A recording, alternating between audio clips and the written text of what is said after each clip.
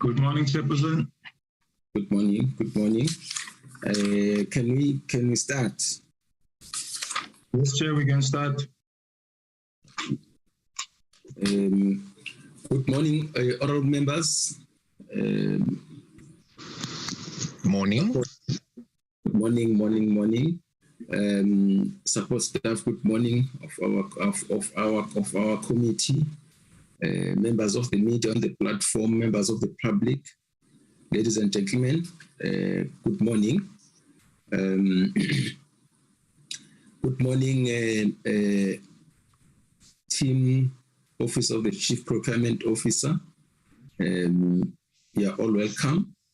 Today we are meeting the Office of the Chief Procurement Officer. The role of this office is very critical when it comes to service delivery, first and foremost, and in ensuring that there is a proper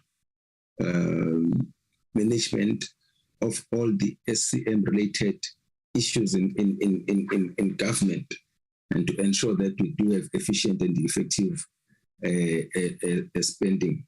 So a very important meeting, and you are very much welcome. Darren, let's see, do we have any apologies? Yes, Chairperson, we received 2 apologies. It's from Ms. Ntlangwini and from Ms. Peters. Okay, let's note those apologies. Then what we'll do, we'll go straight to the presentation. Maximum 45 minutes. I think we can, if you want more time, you would let us know. Let me check who's leading the Office of the Chief Procurement of.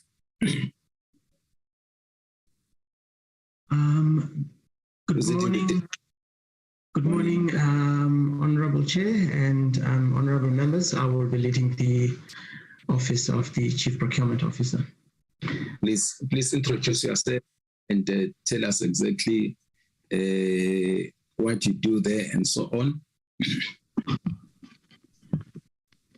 Thank you very much, Honorable Chair, Honorable members, members of public. My name is Molefe Isaac Fani.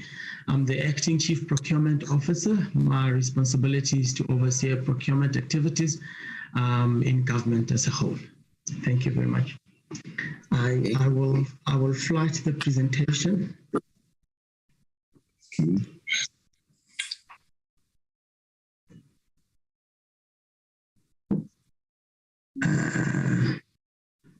Sure. Okay.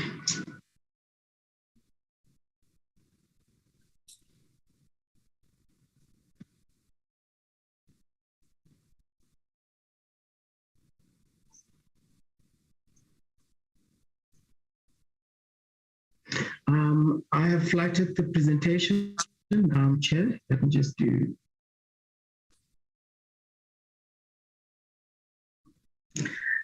Chair, may I have an indication that the Honorable Chair sees the presentation?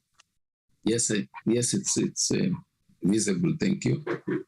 Thank you very much. As I have indicated, the committee requested that we touch on the 5 bullets on our presentation to give an overview of the transversal contracts and what the uptake is on those transversal contracts. We also need to look at the manner in which procurement is used to help implementation of the economic reconstruction and recovery in government, as well as to touch on the deviation and expansions and what the direct link is to Black women, youth, and people with disabilities, as well as general statistics on deviations and modifications, and also to give progress on the draft public procurement bill. I will start with the transversal contract related issues, the enrollment and uptake.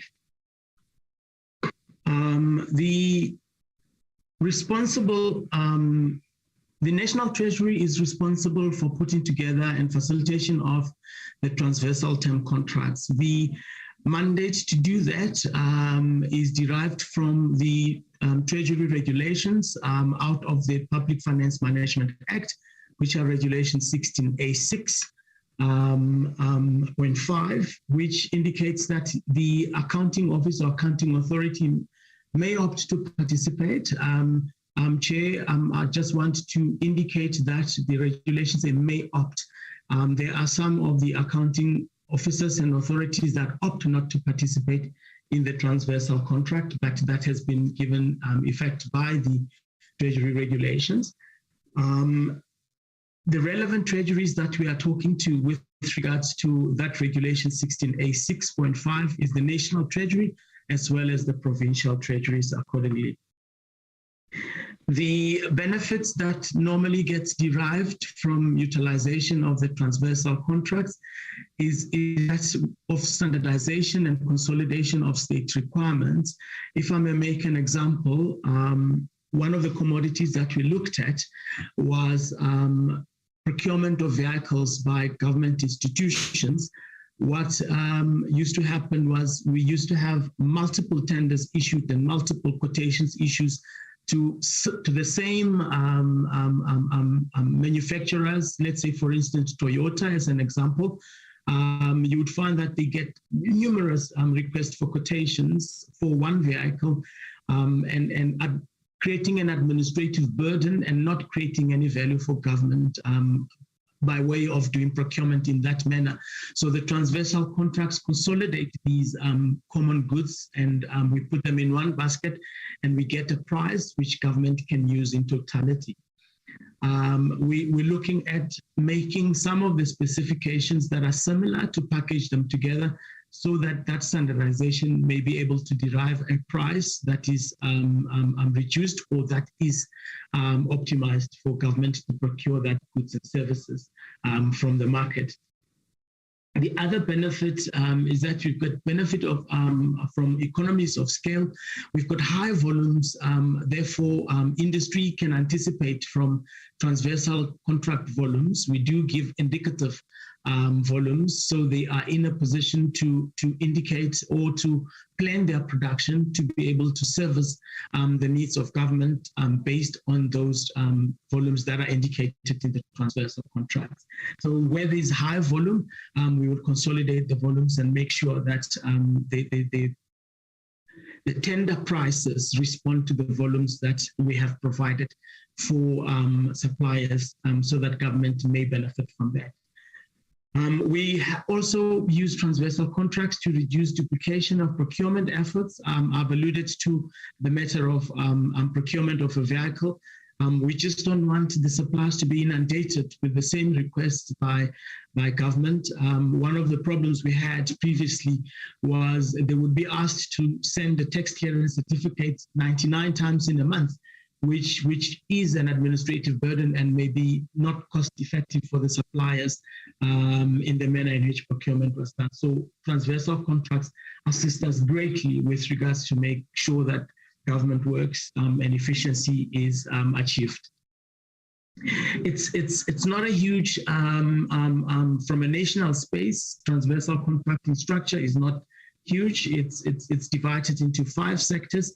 This may not be indicative of how the provinces are structured, because a province may decide what to centralize as a transversal and what not to centralize as a transversal based on their needs and the volumes that they push from their space. But from a national space, you have a chief director and there are 5 directors that reports to them under those sectors that are indicated on the screen.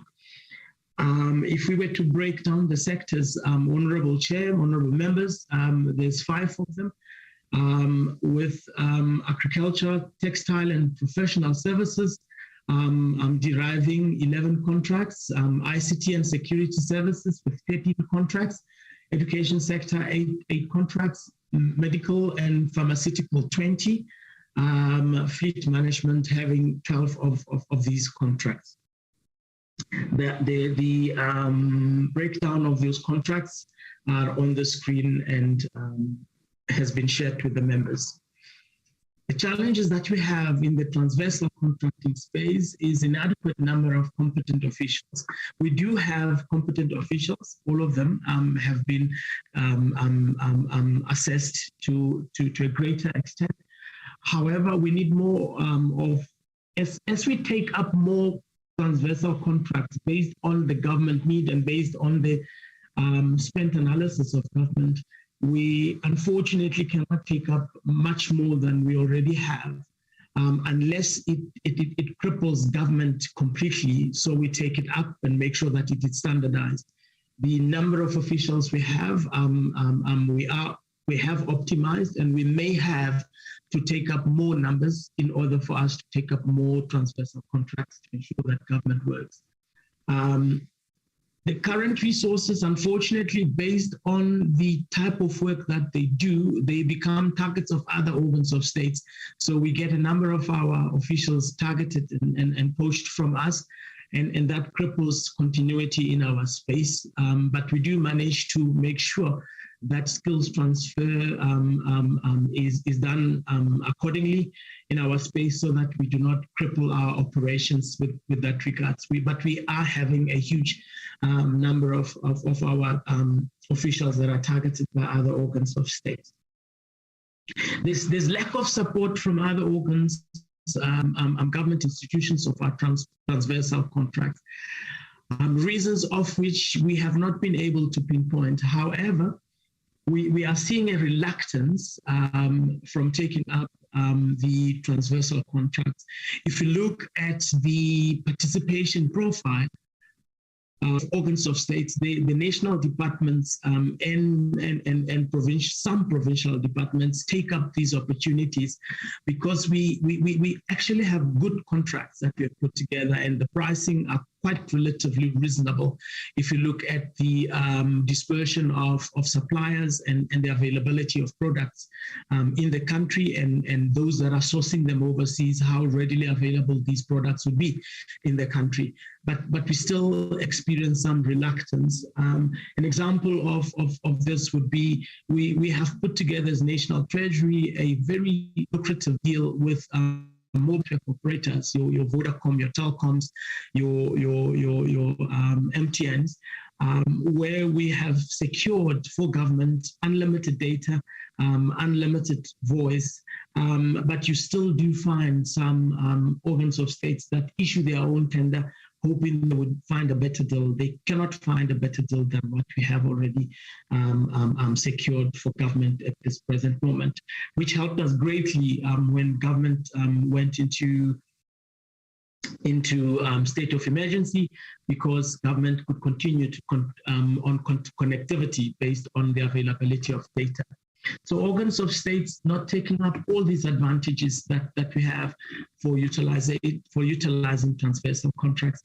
Our efforts are to take up as much as we possibly can of organs of states participating in the transversal contracts and reaping the benefit we have from a larger scale. Technology availability is a problem. Our current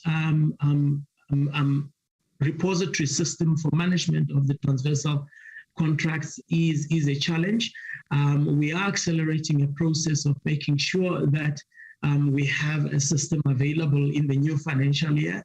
Our talks with our sister diversion here, OAG, to making sure that a module on IFMS is made available to us as transversal contracts for us to be able to manage our tender processes and evaluation processes, because it's a high risk of audit findings if we are going to be receiving hard copies or tenders in an Excel format, and we have to manipulate the tender during the evaluation process. Just want everything to be populated in a system so that we can just click for reports and be able to evaluate and adjudicate the tenders. It's high volume of work that we are receiving because of the high demand for inclusion in the transversal contract by the available suppliers per commodities that we have on the transversal contract. Our transformational agenda, which is government transformational agenda, we are partially achieving it. currently, because when we issue tenders, all suppliers that can supply the commodities do respond. At the current moment, we are applying the law to the latter, where we are saying the highest scoring bidder wins or gets included in the transversal contract panel. This may not be indicative, or this may not be an intrusive list, because you could have a skewed picture where if Gauteng suppliers are the ones that are mainly included on the transversal panel, simply based on their proximity to the manufacturers of the goods or services that we require, and other suppliers on the outskirts like Limpopo and Eastern Cape and Northern Cape, which has other input costs into their cost model, may not necessarily do that, because their price might not be favorable. The new public procurement bill seeks to address such anomalies, where we are talking of issues of localization, and that would greatly favor some of the suppliers and greatly accelerate the issue of transforming public procurement in totality, especially when it comes to localization. We are working on accelerating the bill. I will give progress on the bill later on in my presentation. How does then procurement gets used? Honorable Chair, honorable members and members of public, for economic reconstruction and recovery plan, there's quite a number of initiatives that already exist in our legislation at the moment. The procurement industry is quickly evolving. We cannot just sit back and not do anything. Therefore, the public procurement bill would shift us from the position we have at the moment into a different position altogether. Government procurement policy is mainly to leverage on public procurement to promote broad socioeconomic objectives. We have the Broad-Based Black Economic Empowerment Act, but the Act is not providing us the mileage that we actually want in terms of distribution of government spend to the previously disadvantaged. So, but we do have that framework that is available that provides that comfort for us currently in the current legislative environment. Through the procurement policy, National Treasury has an enabling provision to strengthen SMMEs, inclusion of the SMMEs through the localization and industrialization program. I will speak to this when I touch on 4 elements that we are using for inclusion in the recovery of economic recovery. We have Section 217, Honorable Chair, that of the Constitution that indicates that procurement needs to happen in a fair, equitable, transparent, and a competitive and cost-effective manner. I think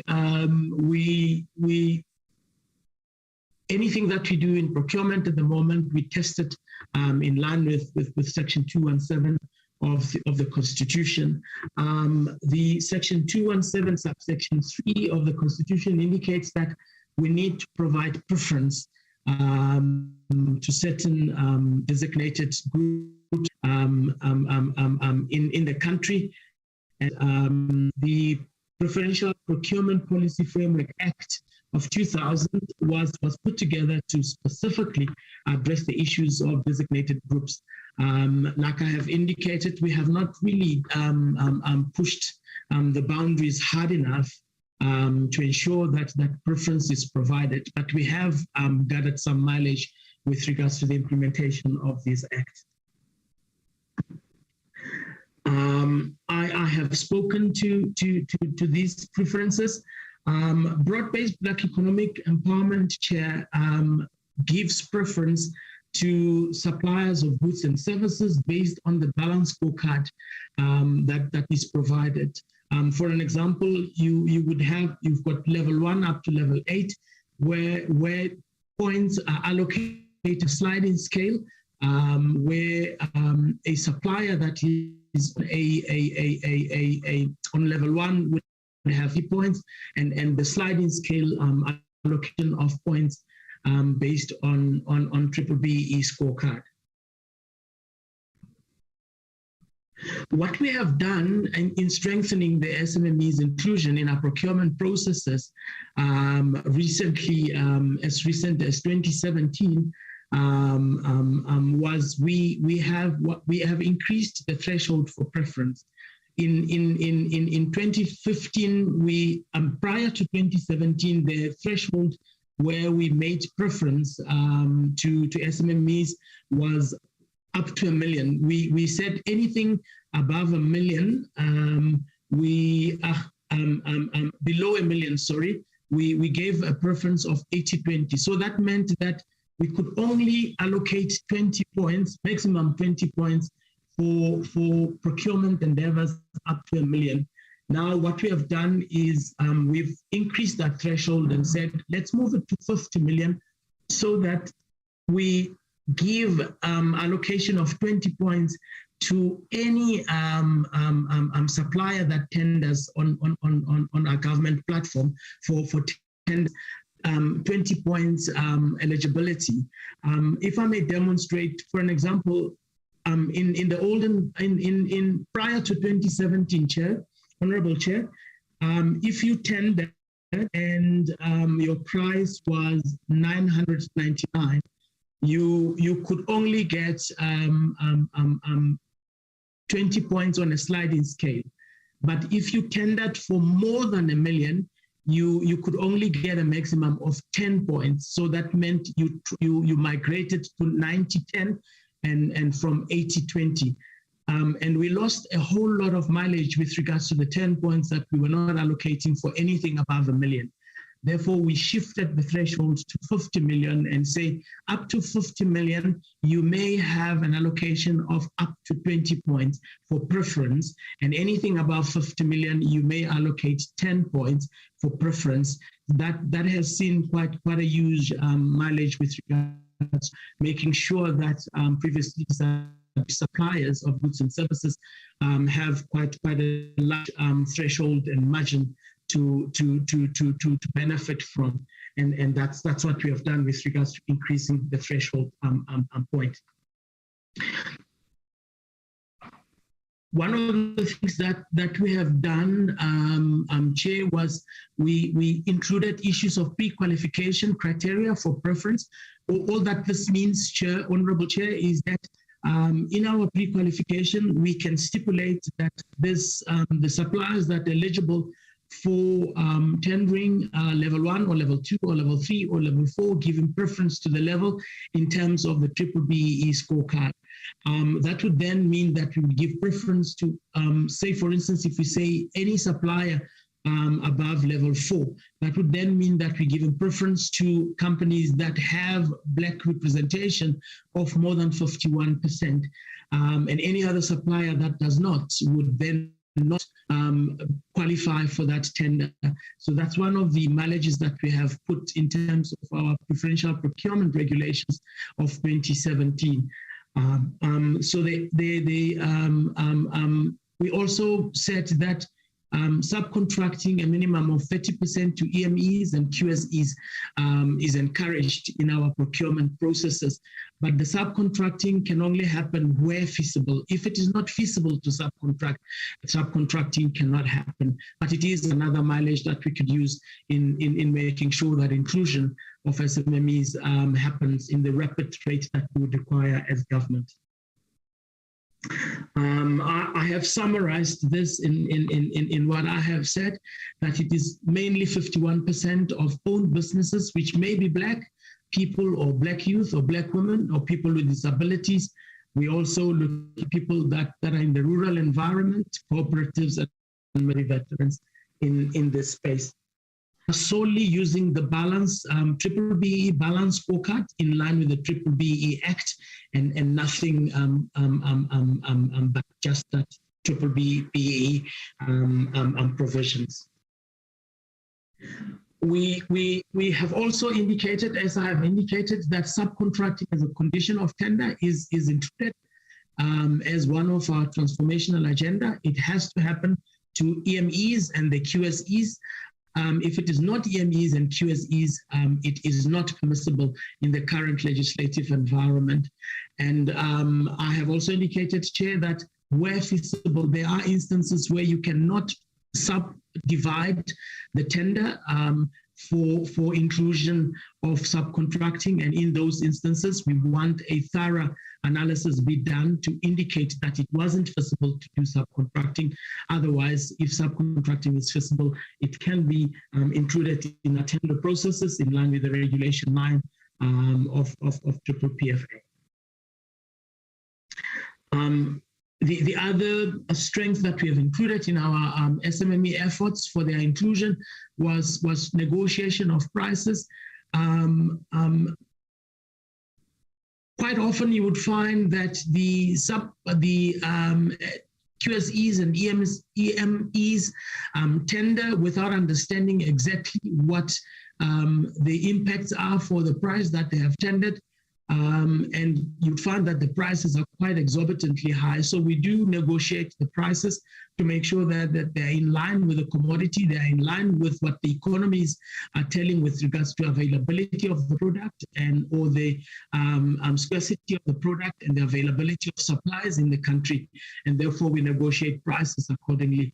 Transversal contracts assist us quite greatly in this instance because we can negotiate the prices and put the suppliers on the panel and making sure that the prices are optimized and the prices are reasonable in line with the market, what the market dictates from a larger scale. One of the other things that we are doing in consultation with Department of Trade and Industry is utilizing the policy position on local production and content. Section 217 of the Constitution provides procurement principles to guide all processes related to public procurement. I have alluded to that. We have taken it further in a sense that the preferential procurement regulations also make provision for Department of Trade and Industry in consultation with National Treasury to designate specific sectors in line with the national development and industrial policies for local production. To date, we have designated a number of sectors or commodities per se, cement being the latest one that we have designated in line with what public procurement, Preferential Procurement Policy Framework Act provides to us as National Treasury for designation of goods. The opportunities for designation of certain sectors or certain commodities is to ensure that manufacturing capabilities in the countries are not lost, and to also create those opportunities for us to be in a position to stimulate depressed economies in the country, and making sure that in the process job creation happens and the inclusion of those manufacturers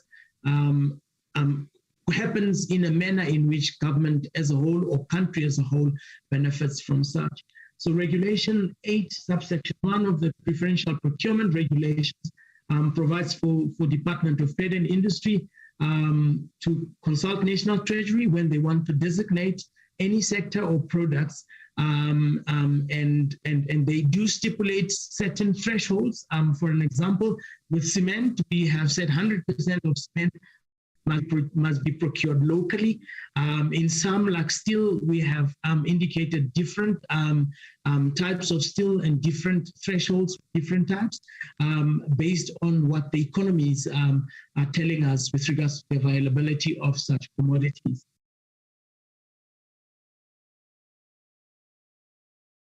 So in terms of the stakeholder responsibilities, the DTIC implements and monitor the industry policy, including conducting studies on local production and content and monitoring the implementation of the sectors that they have designated.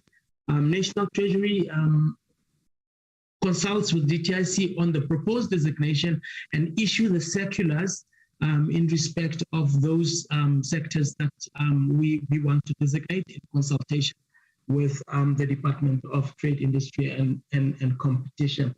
To buy us time, Chair, I have summarized that slide. The next one that I would look at, Chair, is the number of deviations and expansions and modifications.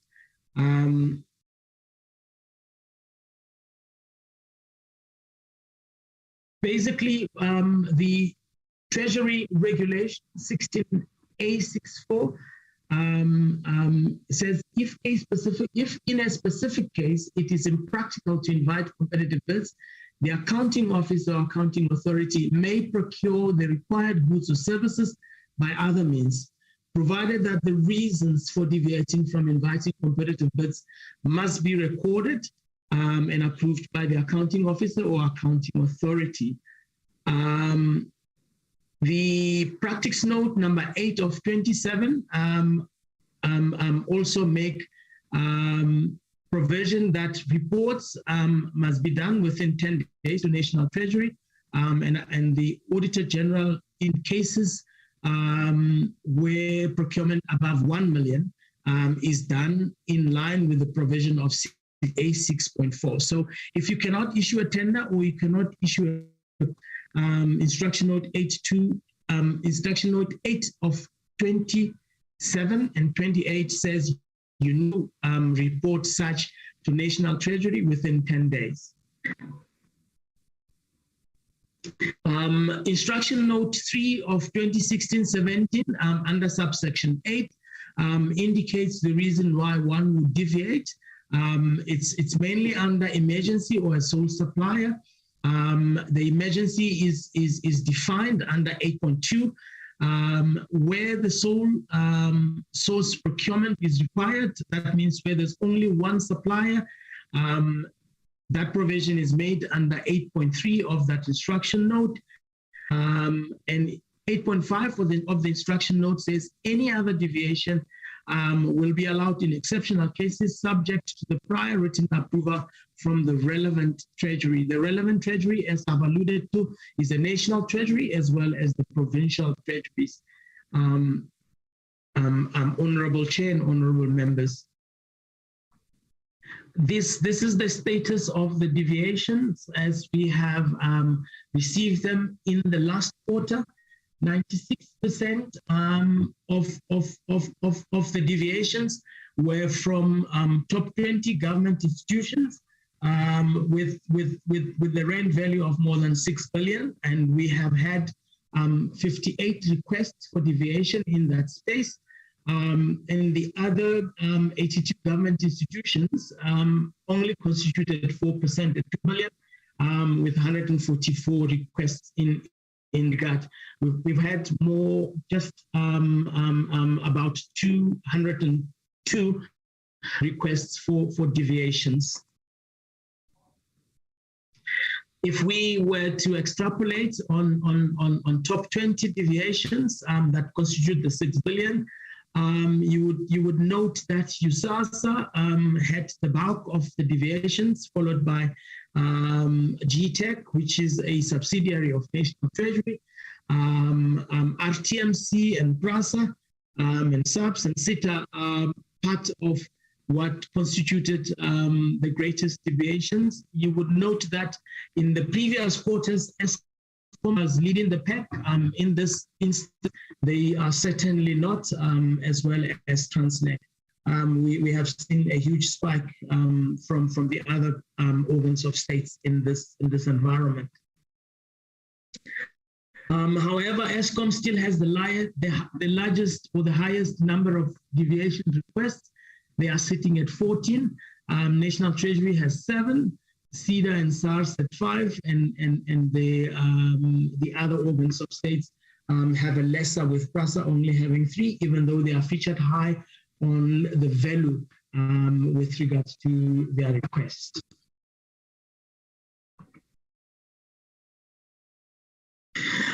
If you look at the current slides, Honorable Chair, you would note that with the requests that we have put forward for deviations, National Treasury did not support about 20 deviation requests. In that manner, and majority of them had a conditional support from us. Conditions that may be imposed on the support that we give would be typically something like where there was a project implemented and the IP rests with the supplier that was implementing. Therefore, we are unable to go out in the market and source for that service because certainly the market would not have intellectual property in that space. Therefore, we would then approve on the condition that no one else has that IP. So those are typical examples of the conditions we would impose. In some instances, the supplier has started constructing a building. They are just left with a section or of the construction. Therefore, we would support that deviation based on the condition that only that section may be completed and any other requests that comes may have to be subjected to an open tender market. And those are typical conditions that we would give, Chair, with regards to the conditions, but they may be various depending on the requirements. This is the status that indicates the rent value and number of counts with regards to what was requested by the organs of state.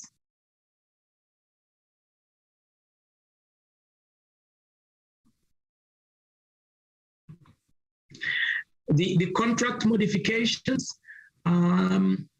we as National Treasury view contract modifications as serious, simply because it speaks about the planning that goes into making sure that we manage our contract accordingly.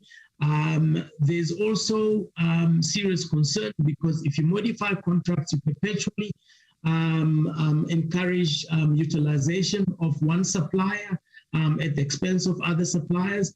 And also we are saying perpetual modification of contracts may result in corruption, and we are totally discouraging modification of contracts unless it is warranted to do so.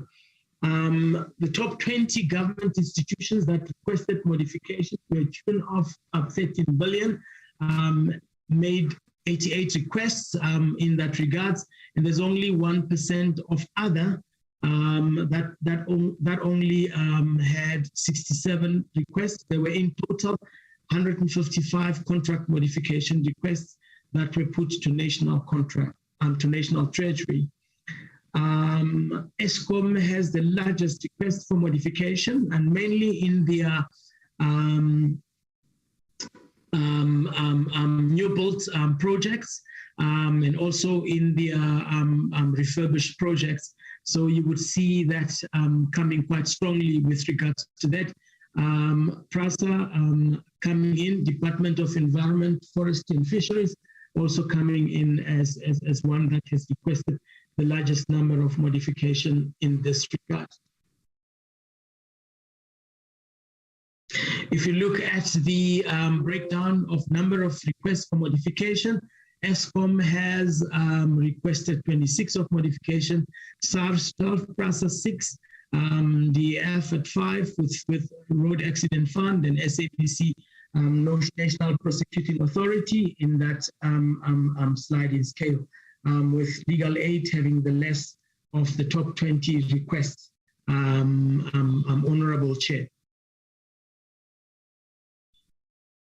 This is just a graphical representation of the information that I've already shared, Chair, just to buy you time with regards to the discussions that we need to engage. This is a raw data consolidation of where the counts are, indicating Eskom with 26 and in that sliding scale going down.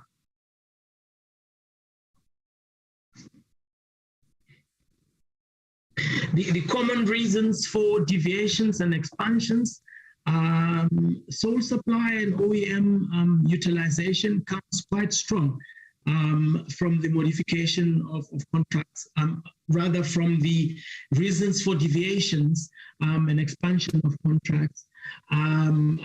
Reliance on OEMs is quite heavy, particularly from the SOEs, and utilization of single sources become a reliance across government with regards to how they would envisage to roll out their different programs in their different spaces. Closed bid process limits the market, and we strongly discourage limited bidding in our processes. Testing of markets is what we prefer as National Treasury, but there are circumstances where this may be limited based on the circumstances surrounding the transaction at the time.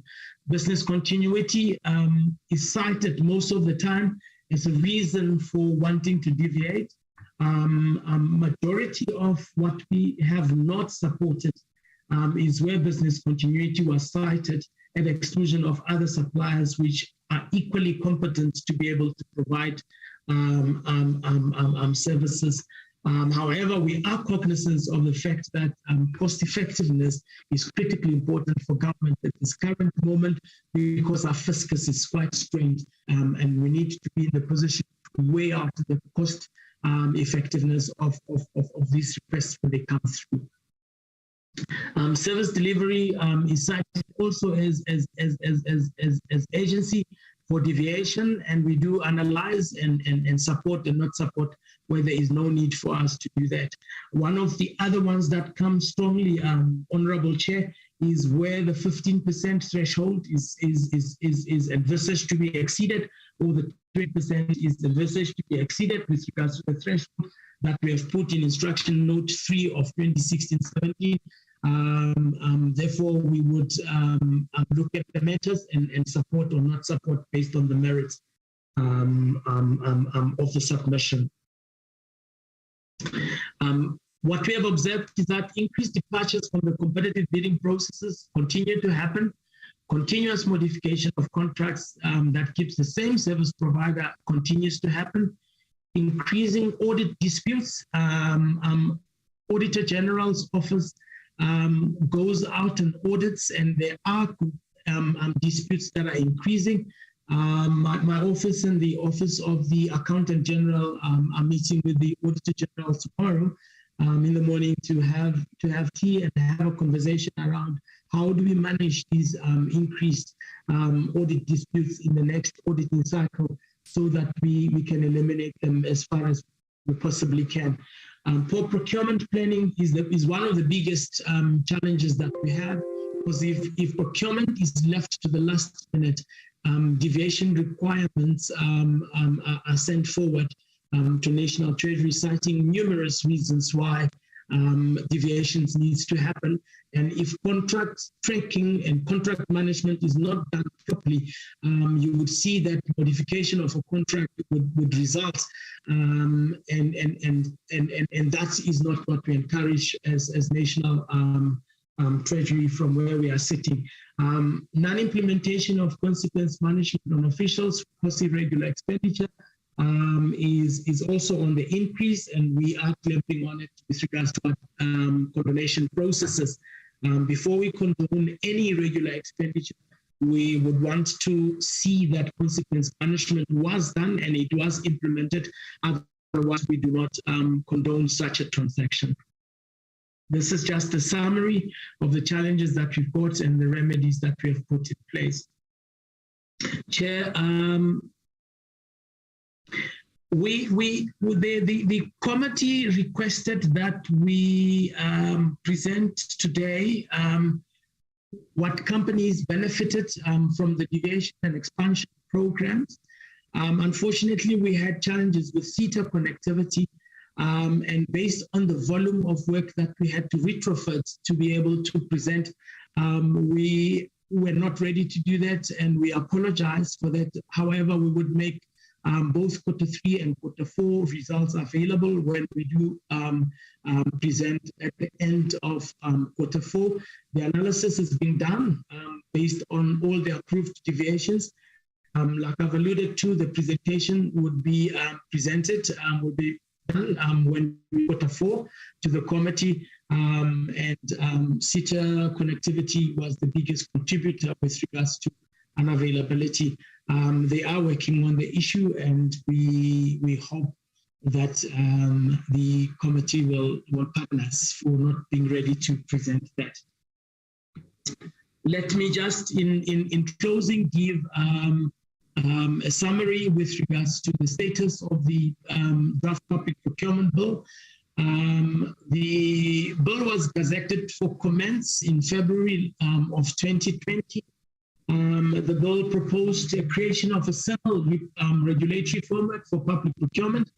And one of the things that we have done in the public procurement bill, as you have seen when it was issued for public comments, is that we've got Chapter 4 that specifically looks at reinforcing the responsibility of government to ensure that there is transformation in public procurement, and the inclusion of women, youth, and people with disabilities is more cemented in the new bill, and the subordinate regulations make more pronouncement with regards to how exactly are we going to empower youth, women, and people with disabilities in our subordinate legislation. All the comments were considered, and a revised draft bill was prepared. The bill is under consideration at the moment by the Minister of Finance. When approved, it will be submitted to NEDLAC for consultation and thereupon to Cabinet for approval to introduce that bill to Parliament. That's where we are with regards to the bill. The Minister of Finance would touch on this I envisage that the Minister of Finance would touch on the progress again, looking at the status on the run-up to the budget speech when he does his budget speech on the 23rd of February. Chair, that's all we prepared to share with you this morning, and we will then take comments. I have with me Ms. Basani Dekar. She will assist me with the questions that regards to deviations and modification. I also have with me Ms. Mponumalo. She will assist with me on the legislative matters where such need is required. Over to you, Chair, and thank you very much.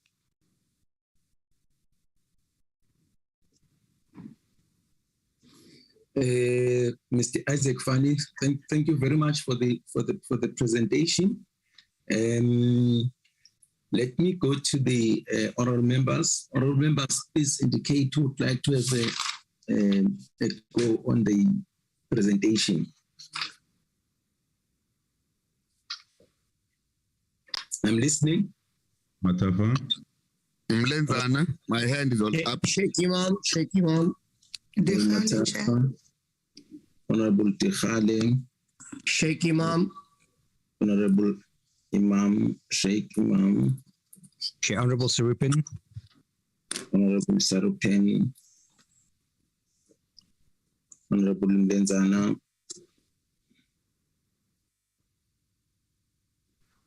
Any other honorable member? I've got Honorable Matafa, Honorable Tikhale, Honorable Sheikh Imam, Honorable Sarupin, Honorable Mlenzana. Any other honorable member would like to come in? Okay. Honorable members, Honorable Matafa, you start, and then immediately after that, Honorable Tikhale follow, and then Honorable Sheikh Imam. Then we'll take it. The three of you, just one after the other, come in. Don't wait for me to call you. Thank you. I'm not giving you any limit on time, but please limit yourselves. Just be conscious that the other honorable members would like to follow after you. Honorable Matafa, please start. Thank you very much, Chair. Good morning, Chair. Good morning, members of the committee and the Treasury and the Office of the Chief Procurement Officer. Chair, thank you for the presentations and the opportunity to participate in the discussion. I don't have many questions. I just have a few. Maybe as a start, it's on the issue of the preferential procurement policy framework.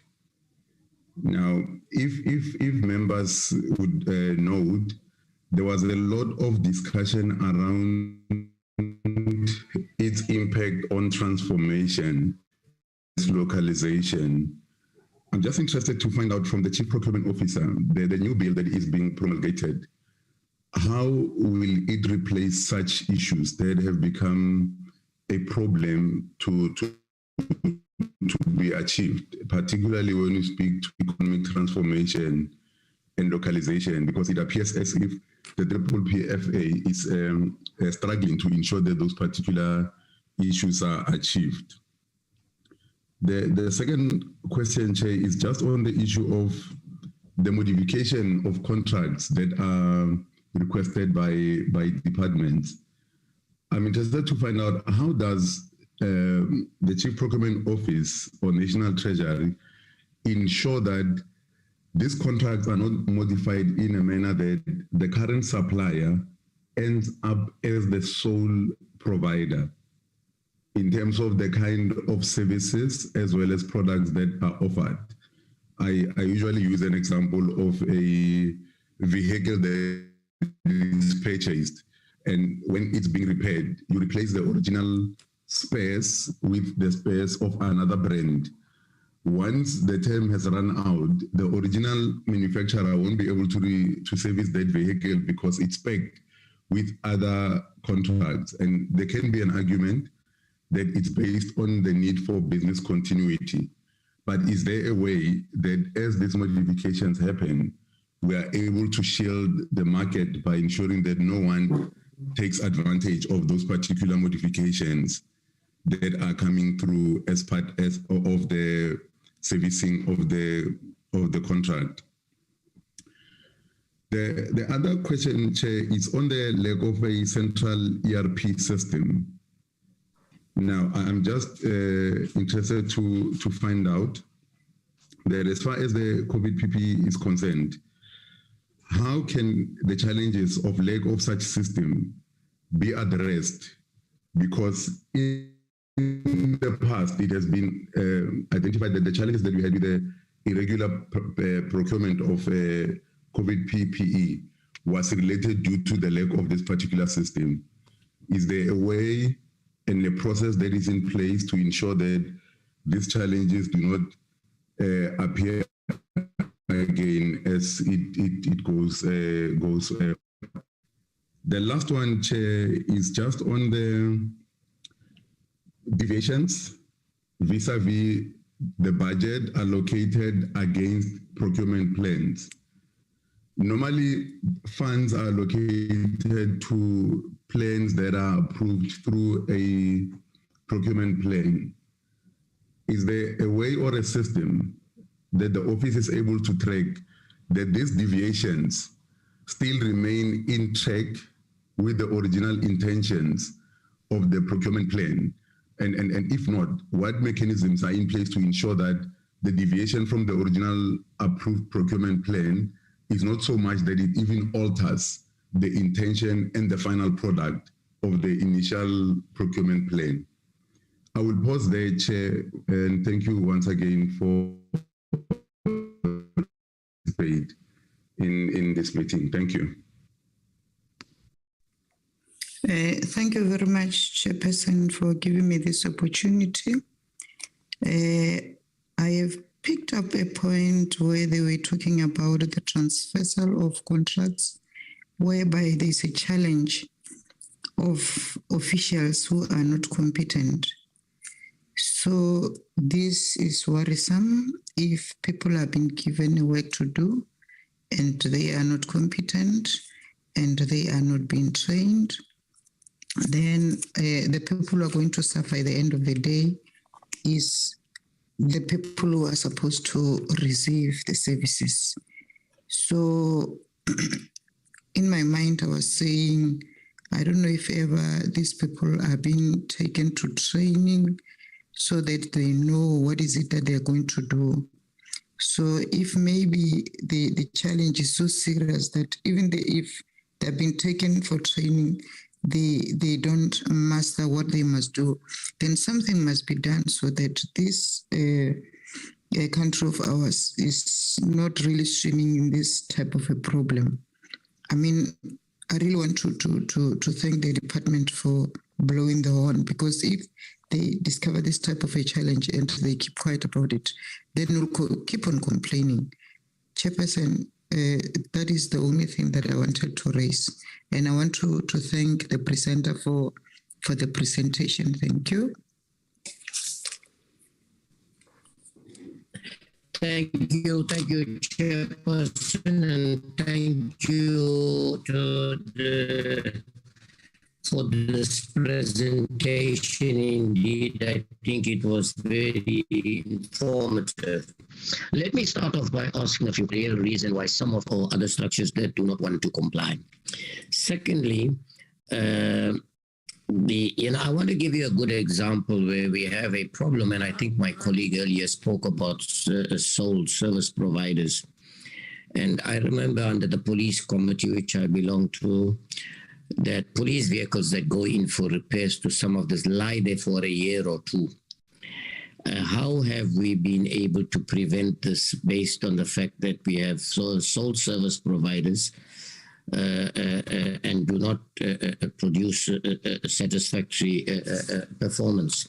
Now, the other thing is that have you ever, through your transversal contracts, identified products that South Africa could introduce? And when I say this because I made an observation many years ago when we went on oversight with the Standing Committee on Appropriations, and this was to Eastern Cape, where we found that water and sanitation, the contracts that were awarded were at a standstill. And the only reason it was at a standstill is because service providers did not have the resources to be able to procure the goods which we need in this country every single day because of water and sanitation infrastructure. They did not have the resources to be able to procure this because they are small businesses, contracts are given to them.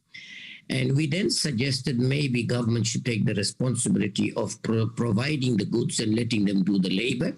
But more importantly, together with trade and industry and small business development and other structures, maybe create this industry in a country that's got such a high level of unemployment.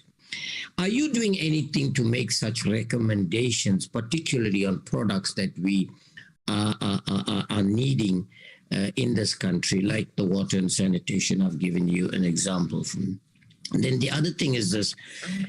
My findings tell me that many of the suppliers that we have today are not people that produce the goods that they supply us. These are people that have taken advantage of the broad base or the BEE and things, and they are middlemen that are just making the money. And I'll give you one good example. Stationery, which is supplied to the Department of Basic Education all over. I've had repeated calls of the manufacturers who never get an opportunity to supply because there are middlemen that are making the money in between. And one good example was the issue of, another good example was the issue of the palisade concrete fencing and things which our government departments, municipalities, clinics, and all these things use. And we found that there was a weakness, and the person who's got all the grading will not get the work anymore. Why? Because of corruption. But all these people who procure these contracts go back to the same person to do the job. And one of the weaknesses we found in the system was that it is, if your pricing is about 10% or 15% too cheap, then of course they believe that you can't, even though you got the grading, that you might not be able to finish the job. Yet this is the same contractors that go out there and finish the job in any case, but at a much higher price. Then the other question is this: tell me, these transversal contracts, do they have a specific time period? And if they do, is the procurement process, does it commence timeously to prevent this extension that we tend to be getting? Very often you'd find that the contracts, the tender process is not completed. So current contractors have to continue that on a month-to-month basis or whatever it is until then. Are there companies in South Africa that have a monopoly at the expense of the empowering the rest of the community? Because I find sometimes big companies enjoy a monopoly over smaller ones, which never gives the smaller companies an opportunity to be able to survive in this industry because of the manipulation of the system. And I think when I spoke about the other thing, I wanted to know whether your criteria is to really go on the cheapest quotation and what. Then there's a major problem that this committee also identified. A very serious problem. We went to the Eastern Cape again and we saw schools that were being built. Contracts are given to contractors to build these schools. You have a grading which you qualify for an X amount. That's what your grading allows you to. But you find that this contractor has been given 2 or 3 of the same, which means he doesn't really qualify if you look at his grading. And you find that all these these schools were just standing when we went in and we established that through to this particular committee of our standing committee on appropriation. How do you actually deal with that to ensure? And then lastly, Chair, there's so many other things out of my experience on this committee, Chair, that we found. But the last thing is this: who do you report and what success are you getting in terms of non-compliance and failure to ensure consequence management?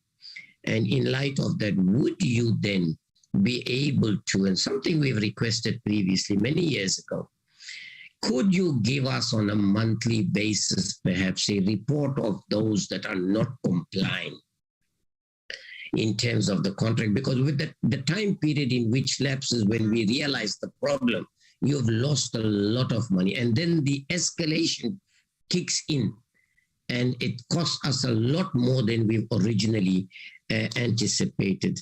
And of course, sorry, Chair, to do this.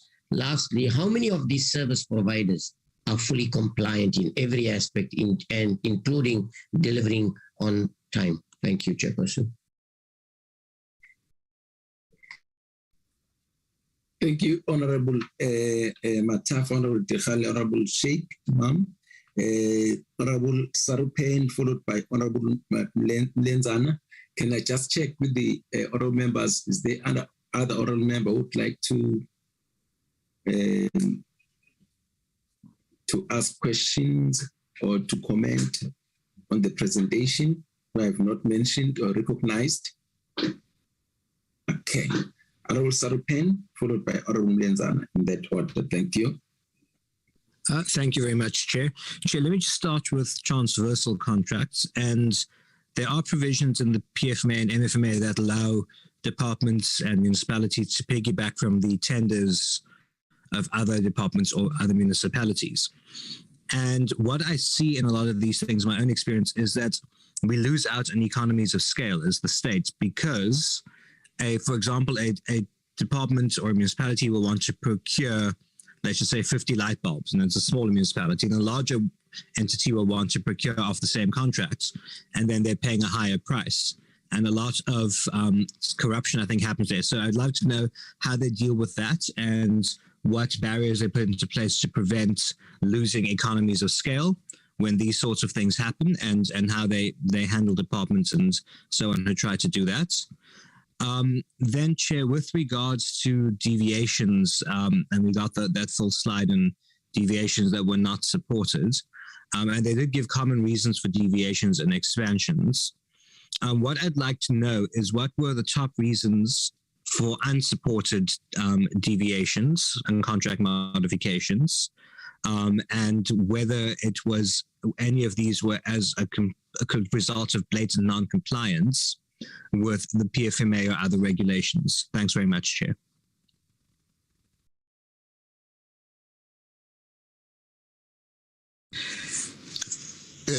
Thank you, Chairperson, and good morning, ladies and gentlemen, Team Procurement Office, and whoever. Chairperson, can I switch off my video? Because I feel that it can be a challenge to my connectivity. Please do, Oromlenzana. Oh, yes, thanks, Chairperson. Chairperson, just a few things. Let me start from the bottom. Chair, I am worried by this appeal for us not to receive the report on the companies that benefited from deviations and expansions. I'm worried, Chair, because there was a reason that we had specifically asked for this report. It is not the first time, Chairperson, if you remember, that we are interacting with the Office of the Chief Procurement Officer. We have been interacting with them. For instance, yes, Honorable Sheikh Iman has touched on the question of the consequence management. But let me put it the other way. Is there no way where in the fourth quarter report, or if they are ready to give us now, a breakdown of what is it, how and when have they dealt with consequence management on officials who cause irregular expenditure? If we can have the list of such officials, what is it that has been done, how and at what stage is all that, so that we can know that there is something that is actually happening regarding irregular expenditure. The second one is this loud cry on human capital challenges. We have been persistently, raising issues around incapacity within the Office of the Chief Procurement Officer. It's more than a year that we have been hampering on one and the same thing. Can we, even with this one, there is that Honorable Tekhale has touched on this. There was a slide on competent officials that one of the challenges is that you have a challenge with competent officials. Two, it looks like when you are talking human resource management, you do not have a strategy of retaining your officials. Would I be correct when I'm saying, Chief Procurement Officer, you do not have a retention strategy? If not, why? If yes, how is your retention strategy? Incentives and all. Do you have such? If not, why? Because it looks like, Chairperson, the Office of the Chief Procurement Officer, if you listen to him presenting, is that there would be just fresh minds coming in to get well-polished CVs so that such officials could get into greener pastures. Hence, he says it is even difficult for them to get training and all that. Chair, if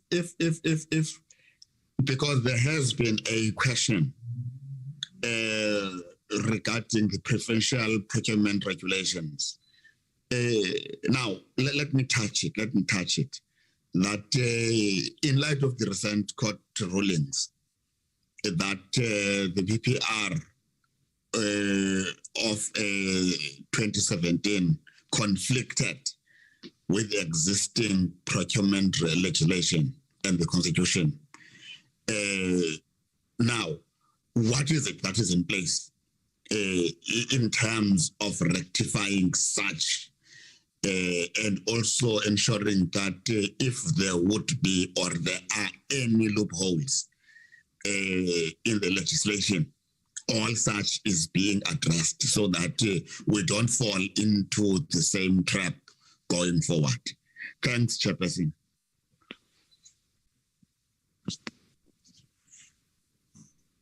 Thank you, Honorable Sarupen and Honorable Lenzana. Can I check again on the platform any honorable member who wants to come in? If not, let me join my colleagues in welcoming the presentation. Big question for me, it's Mr. Isaac Fan, we see that you are also acting. And if I'm not mistaken, since 2017, we've been having acting officers in that office. The question is, perhaps which you may not be able to answer, but if you can, please, when are we getting a permanent Chief Procurement Officer? But I think what you can answer is, do you think, let me rephrase my question, what challenges does it pose to the organization to have somebody who's always acting there and different people coming in and out? I have my own answer, but I would like to get from you.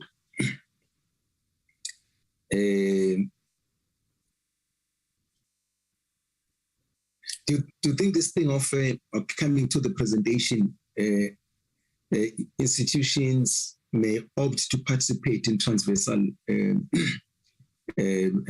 contract? Does that not create problems? If it does, what type of problems?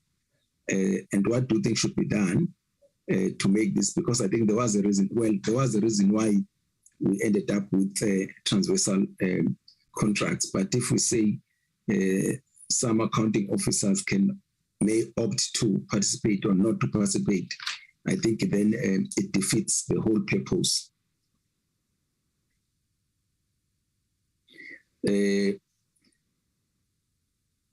One of the main things coming from the Economic Reconstruction and Recovery Plan,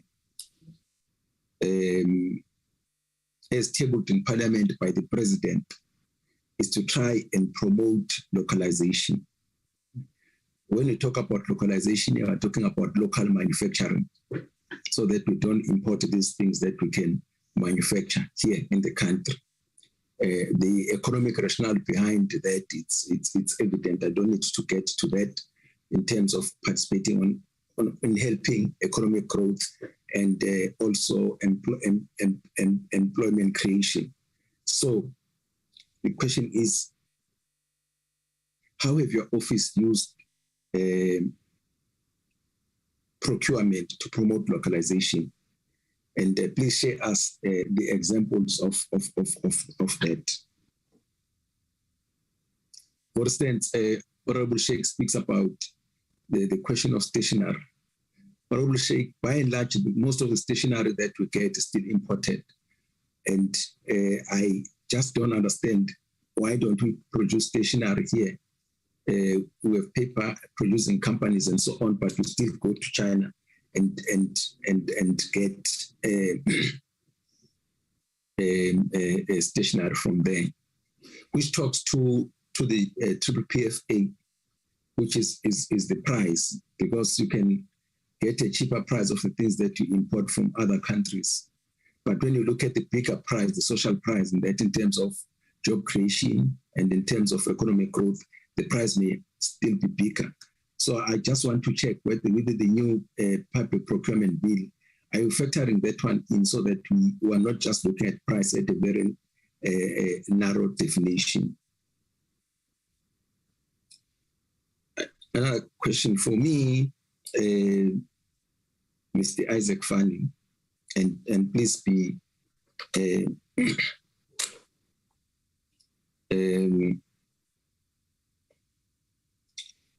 as open as possible with this one. Your office is not true.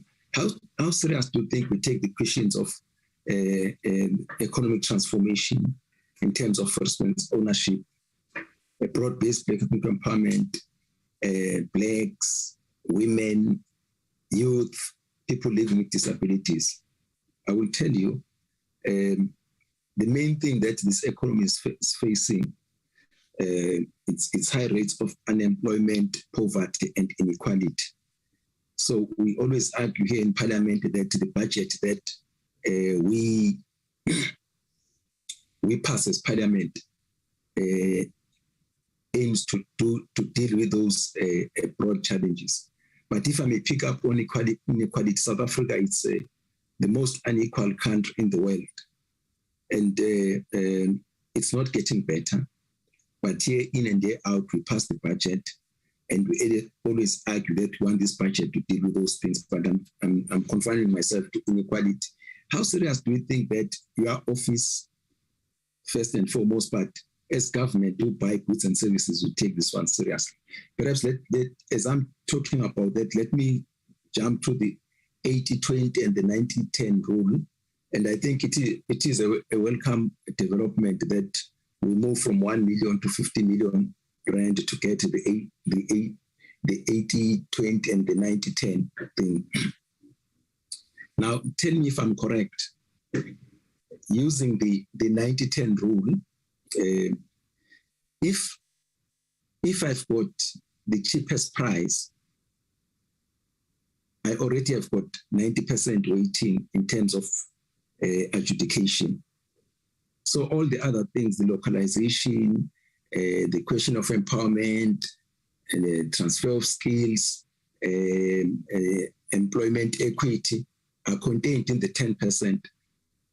So if I've got the cheapest price, I can easily ignore these other things. I'm a short of 90%.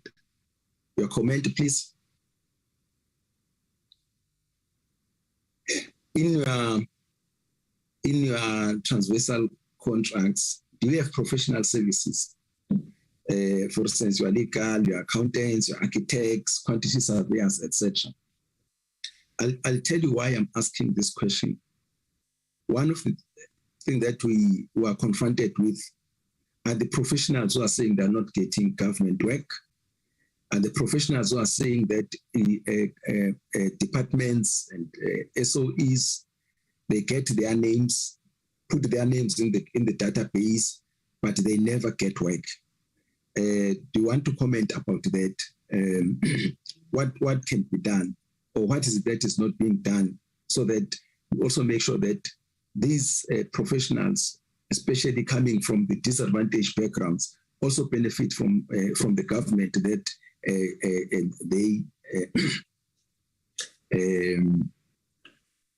the government that they vote for, whether nationally, provincially, and local governments.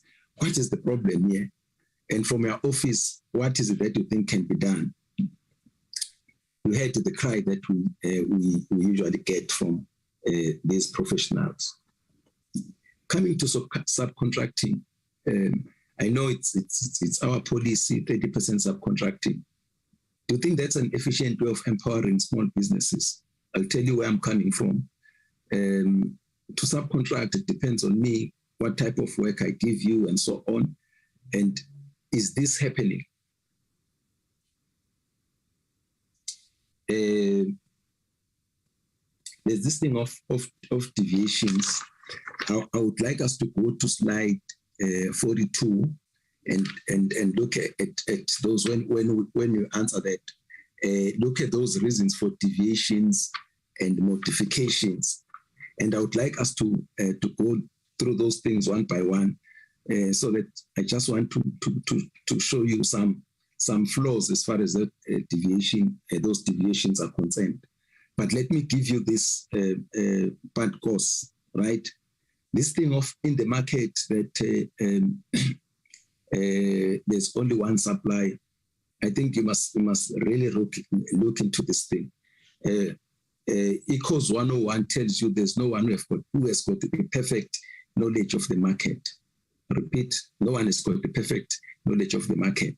So if there are people, today you may find that there's only one supplier, but you can't be guaranteed that tomorrow you won't have a second supplier, third supplier, and a fourth supplier.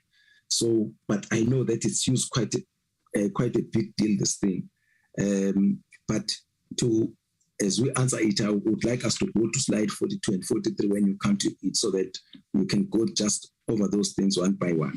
I think Mr. Isaac Fanny, please start responding to the questions by the honorable members. And I always issue this warning upfront, where I would say that of the things that you think that you don't have enough information on, don't try to answer, because tomorrow we may call you and say, but that's what you told us. If you still want to go and research and give us a written response, we also appreciate that. Mr. Isaac Fanny, please, with your team, you'll decide who you want to give the question to. You'll only bring the meeting back to us once we have finished attending to the issues that have been raised. Thank you so much. Thank you very much, Honorable Chair. One such question that I would not want to respond to is, when are we going to fill the office of the CPO? That is the competence of the Director General. He is in a better position to answer that. What I could only speak to, based on what he had made available to public, is that the people that are given the permission to act are given full delegated authority and are deemed to be competent to provide the services, so business continuity is not hampered in that regard. But as to how soon he would appoint is entirely what he would respond to. I am not privy to that information. Thank you in that regard. Just on that, so that I don't forget it, Darren, let's prepare the letter to the minister about the filling of this position on a permanent basis. It has been a sore point and so on. But I think the second part of the question you can answer with all the data. I said, what risk does that pose to the organization to have people who are not permanent? From your perspective. From my perspective, Chair, would be that, like I've alluded to, that I think the Director General has ensured that the people that act have a level of competence that is required for the job. Otherwise, he would not have provided them with that platform to do that. However, and also the people that have acted have been retained in National Treasury. Therefore, business continuity has taken place. Therefore, we have not lost any knowledge or any information flow from one official to the other. What could be picked up is on the human factor, where the officials within the OCPO would love to have a permanent CPO so that they are certain of the future of OCPO and the ability of OCPO to position itself on a strategic front. Because my predecessor may have had different thoughts with regards to how she would take OCPO. I may have different thoughts, but we do share these thoughts with the DG, and he makes sure that there's alignment with regards to National Treasury and the government-wide imperatives with regards to what the OCPO's office should do. From an operational point of view, we are seeing continuity, and we have a level of confidence that we are okay. From a strategic front, we may be struggling, and I think the DG has indicated to the organization, National Treasury, that he is putting priority to making sure that together with the minister, they fill the positions as soon as they possibly can, so that from a strategic and the implementation of the government-wide programs, we are not seen wanting or found wanting in that regard. And such a move is to ensure that issues such as the automation and transformation of SCM and the changing or drafting of the new legislative framework happens in a seamless environment, and that requires a consistent application of mind by an individual fully implemented, fully appointed in that position. And I think he takes cognizance of that and he would act accordingly.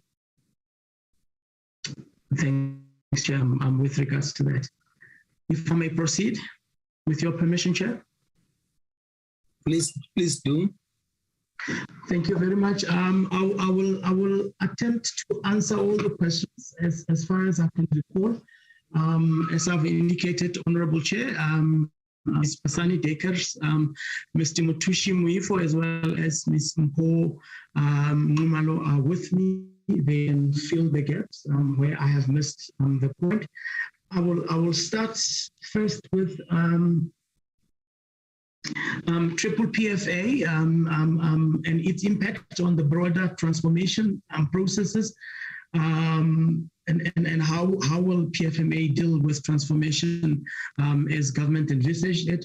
It is our intention that once the new public procurement bill is enacted and turned into law, that triple PFA will be scrapped completely. Though we have been able to find a structure through the triple PFA in terms of preference, it has been silent with regards to how do we advance then the imperatives of especially women, youth, and people with disabilities.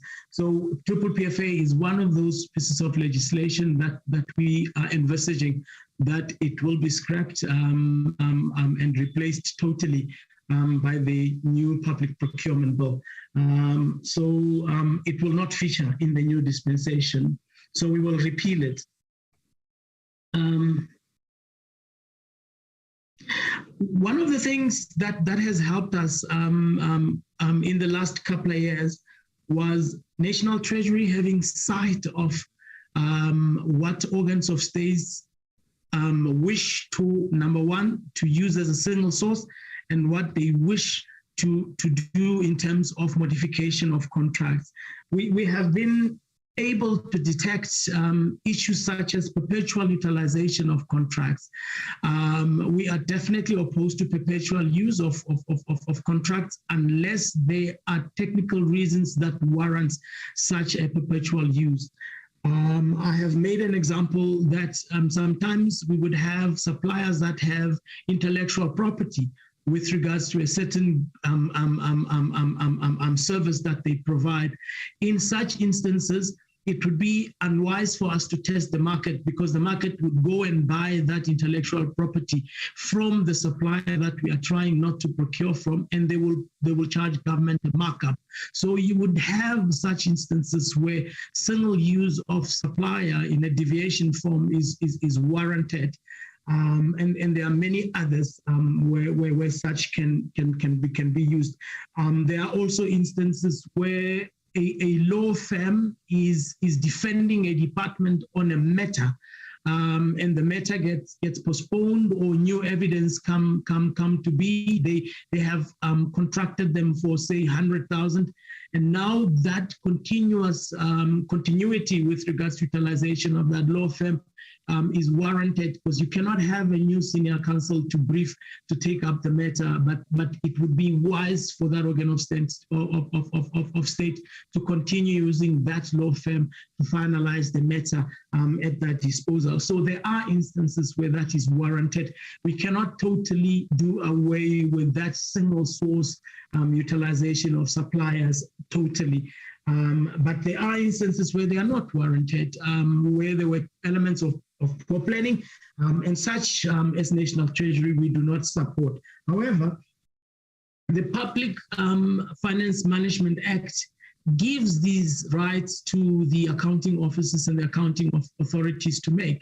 They have to apply their minds in such a way that it is in line with the Act. National Treasury should not babysit, for lack of a better word, or should not make it be seen that accounting officers and accounting authorities are incapable of making decisions, correct decisions with regards to whether this is warranted as a single source or whether this is warranted as a deviation type of, or whether a certain contract should be extended.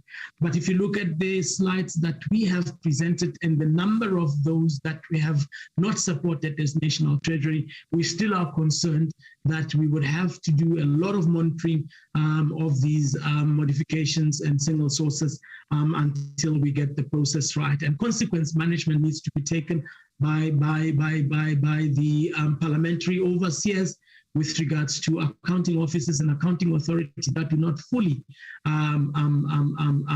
perform their duties and functions in line with the PFMA and their delegated authorities.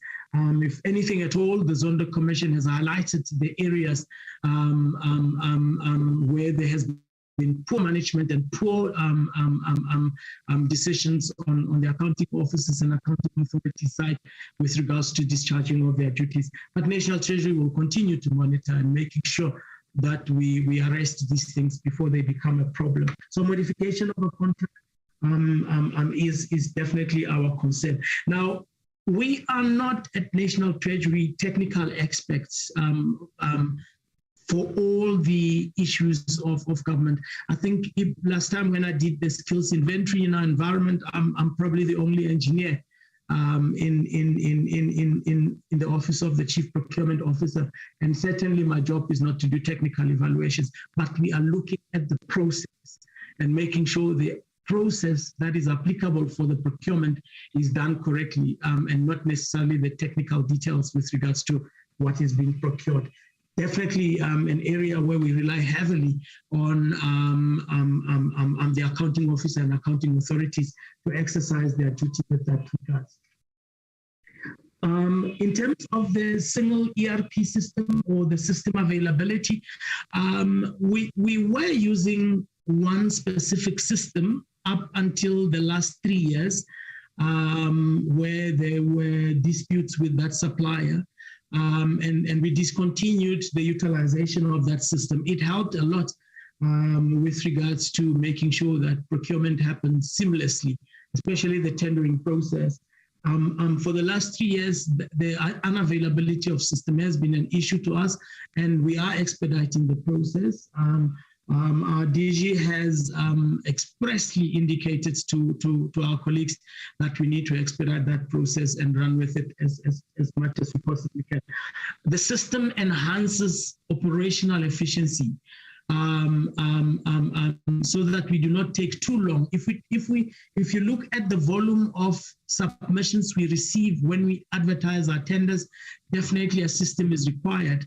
We receive thousands and thousands of applications or of tenders, which also creates bottlenecks in our processes, where you will see that where we have made provision for 3 months for management of, or 6 months for management of a tender, we have to extend the current tenders because we have not finalized the volume of work that we are doing in terms of the tender processes, without rendering the government into irregularities and making sure that all the balances and checks are taken into cognizance and that our tenders are done above par. So the system, expediting of the system is quite important. The challenge with having a centralized procurement system is that, as we have envisaged with IFMS, was that we would have sight of expenditure, we'd have sight of procurement transactions.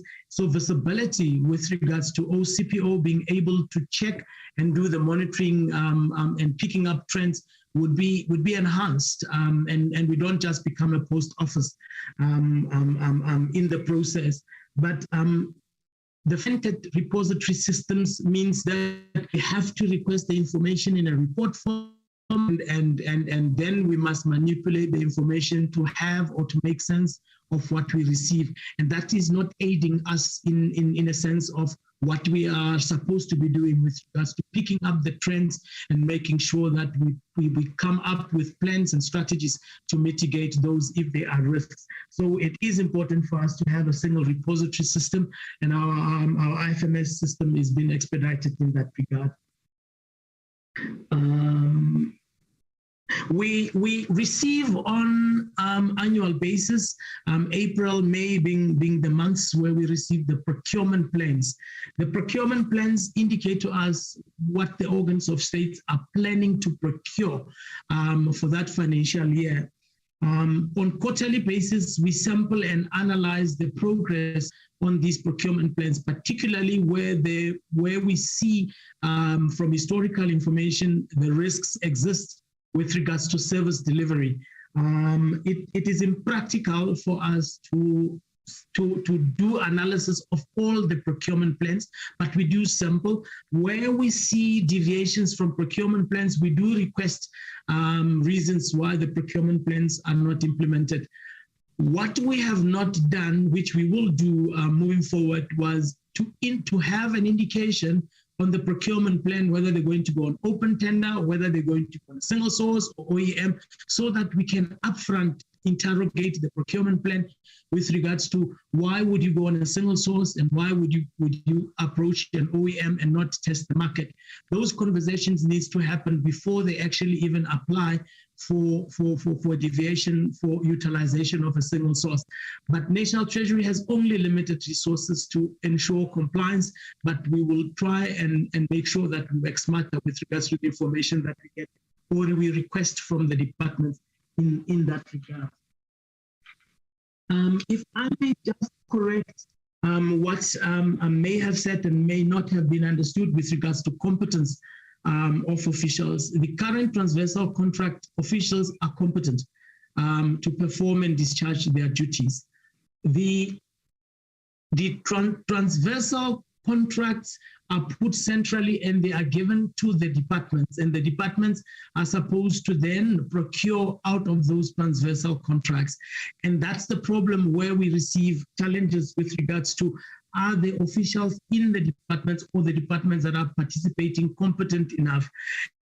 When we do lose our staff, our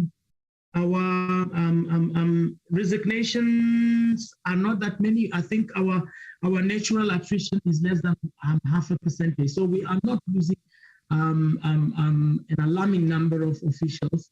So it means our competence base is still solid. However, because of that solid competence, the officials are targeted for placements in other departments, which is the risk that we are sitting with. If we are going to have that happening, we will eventually have to sit with a high turnover, and that turnover will cripple us in terms of National Treasury being able to discharge its function and making sure that in a manner in which we do not, remember when the participating departments take up opportunities with transversal contract and there is anything irregular with how the contract has been placed, all the participating departments are rendered into irregularity. Therefore, we try to make sure that we are diligent in the way that we are doing. In the last year, if I may just speak on that one, we did not have any irregular expenditure. In the year before, we did not have. Therefore, we are making sure that government is enabled and we are setting a good example as National Treasury.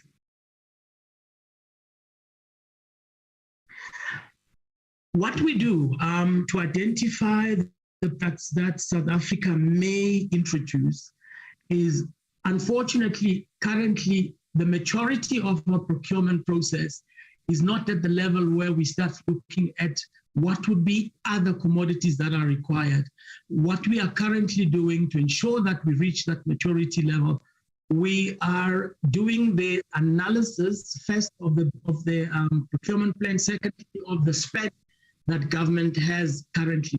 And if we pick up volumes and we pick up repetitiveness of procurement of the current commodities, we then analyze it and make a decision with regards to should it come to National Treasury for inclusion in that as a transversal contract should it reside at the provinces, to ensure that the provinces also leverage on the provincial footprint with regards to the suppliers.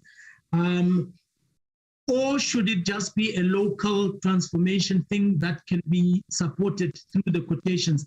Issues such as toilet paper, issues such as printing paper, issues such as disinfectants, issues such as groceries and refreshments, those are fast-moving products, easily available. They can go out on a quotation base. The local suppliers can be empowered through a quotation process.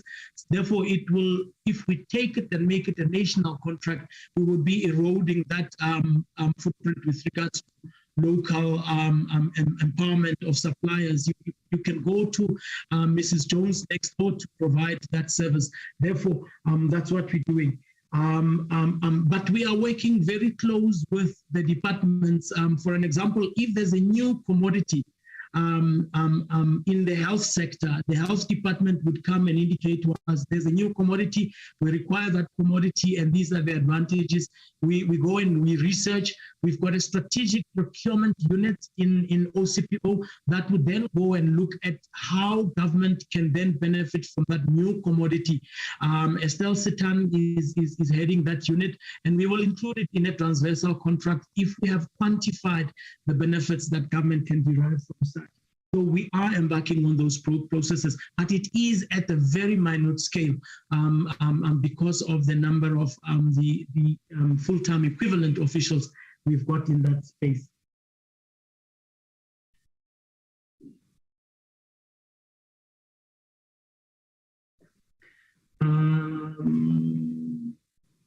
There was a mention by an honorable member of challenges experienced at the provinces.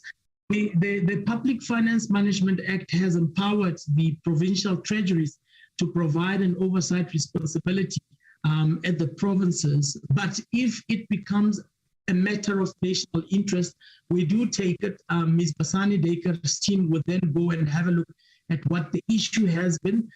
So all the matters where they become a public interest or they become an interest in our space as National Treasury, we do have a look at them.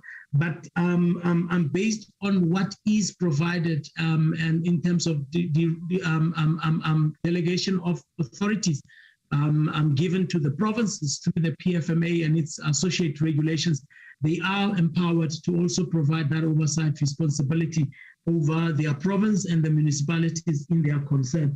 And therefore, I would have expected the province to have dealt with the matter. Consequence management is covered in our framework for condonation of irregular expenditure.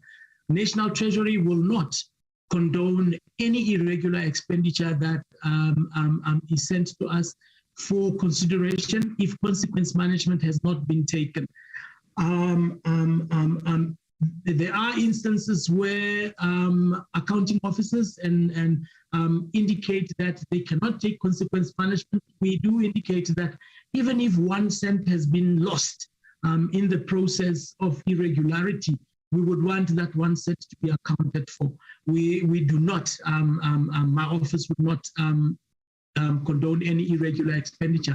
What we could do in the subsequent presentations is to indicate how many of the condonation requests we have received and from who, and how many of them have been supported and how many of them have not been supported. We might not be able to disclose what consequence management was taken because of sensitivity of litigation where we disclosure without the permission of the affected parties in that condonation process, especially in matters where there has not been a competent court that has made a pronouncement on the matter of irregularity.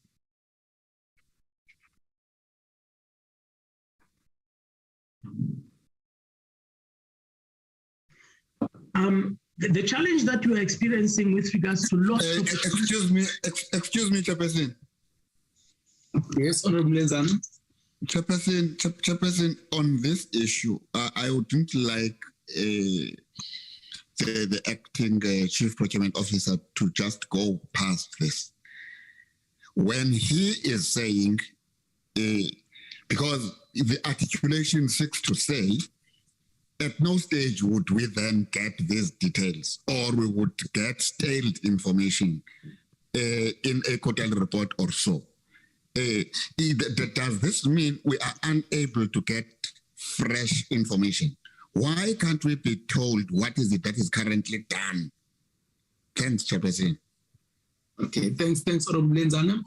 I'll allow the acting Chief Procurement Officer to respond to that, but I'll then just request from the other members, just hold back perhaps on some of the follow-ups that you want to make, and allow him to finish. But since you have asked this one, do you want to respond to that one, Chief Procurement Officer?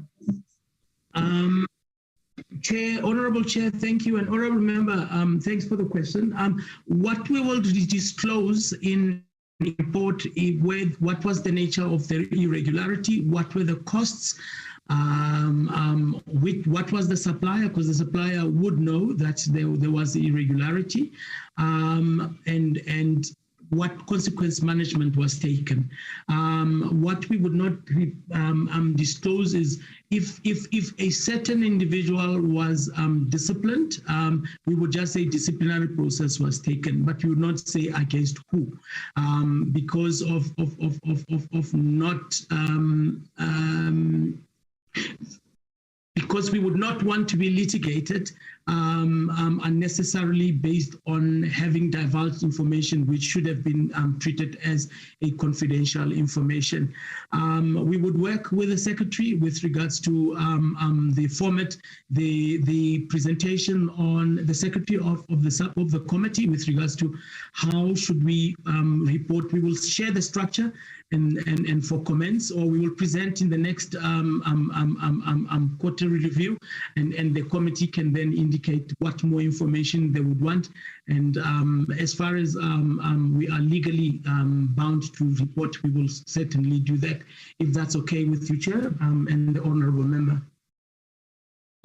Please continue. We'll check once you have finished whether the oral member would like to make a follow-up.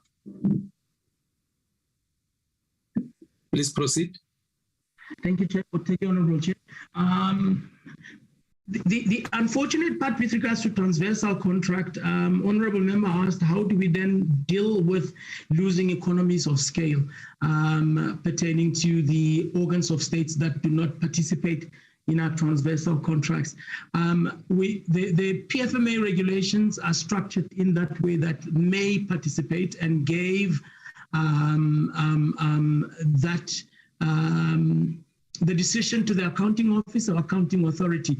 We do share with all organs of states all the contracts that we have put in place, and what the pricing would be and what the benefits would be. But however, they do exercise their legislative right not to participate.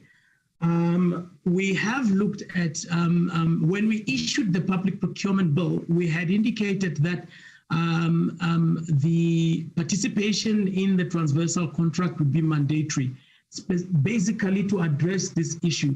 However, we have a challenge because the triple PFA, which gives rise to the public procurement bill, still indicates that the regulation says may choose to participate. We have to deal with that.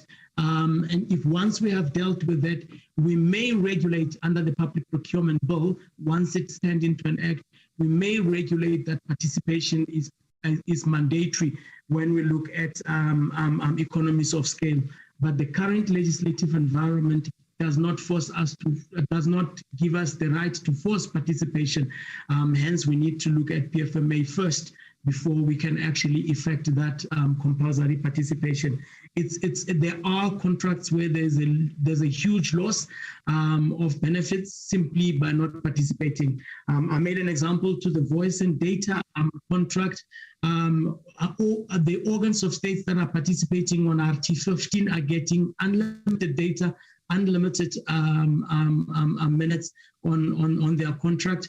but we still have other organs of states that still get itemized billing, which is linked to a rate which can amount to thousands. We kept this on RT 15 to 500 rand, so it means an official that participate on RT 15 would not pay more than 500 on a contract based on the unlimited unkept data and voice. So those are the things we are engaging on, and we will deal with them as we go on. But we need to change the regulations to speak to what we're intending to do.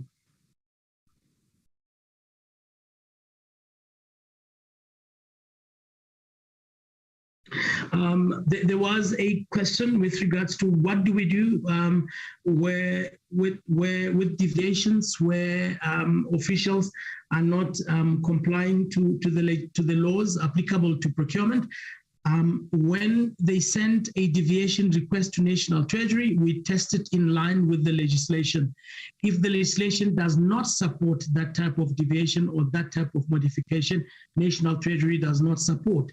And if organs of states do go and implement against the legislation, then irregular expenditure will be recorded against them by the Auditor General, and we will not condone that irregular expenditure because we would have advised them that such an activity would lead them into irregularity.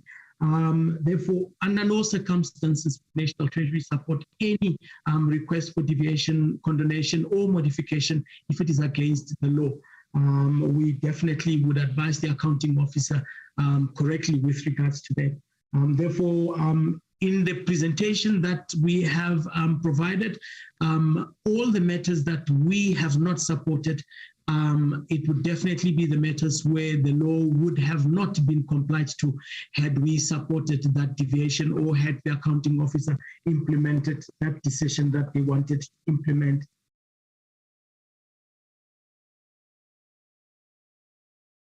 I may have to apologize, and once again, to the honorable members and the committee at large and the public with regards to us not making information available on who benefited.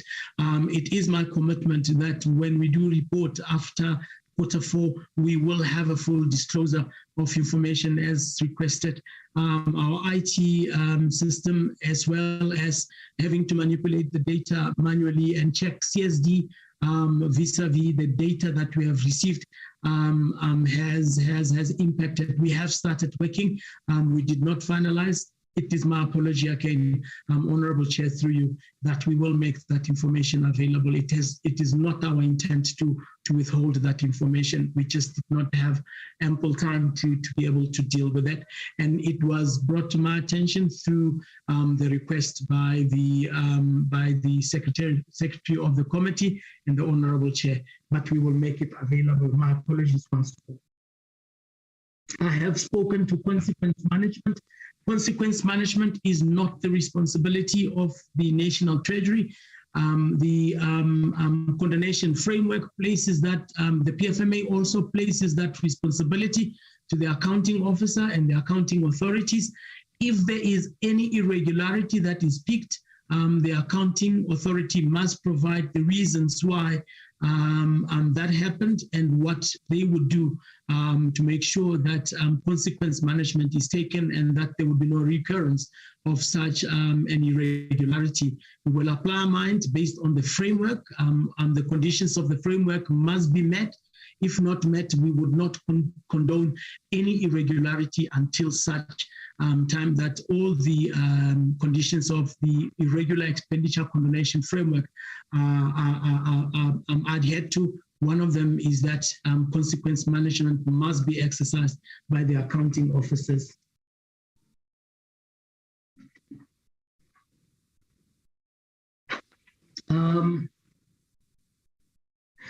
There was also a question with regards to there are loopholes that are not aiding transformation in the procurement arena. We have what we are hoping to achieve at the end of the day when the new public procurement bill is promulgated is that all these loose pieces of legislation are combined into one. We should have one public procurement legislation in the country and that all the loose regulations that support all these pieces of legislation are all going to be reviewed. Those that will be repealed would be done so, and we would have fresh regulations that would support the new Public Procurement Act at that time. And issues such as issues of transformation where PPPFA is not assisting. Chapter 4 specifically of the Public Procurement Bill makes pronouncements specifically that women will be empowered, makes specific pronouncement that youth will be empowered and people with disabilities. The regulations will provide a recipe of how that empowerment should go about, and how that preference should go about. And we would be very explicit in our regulations with regards to that. Certainly, the current legislation is not explicit enough, and it is not advancing the course of government as it should be. And we have taken cognizance of that.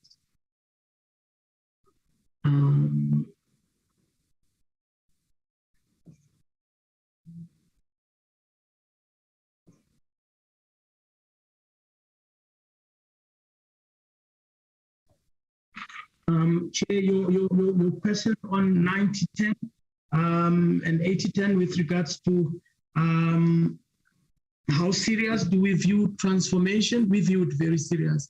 The bill was brought about to indicate our seriousness with regards to making sure that procurement is transformed. The issues of 90-10, 80-20 would be looked at seriously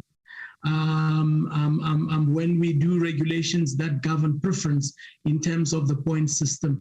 Also in terms of how do we manage different, if we are going to prefer women, how are we going to go about preferring them? If we are going to prefer youth, how are we going to go about preferring them? So that every tenderer has a clear understanding of how they're going to structure their tender to favor the advancement of the marginalized or the previously disadvantaged sectors of the economy, and making sure that they are dealt with in the manner that is correct.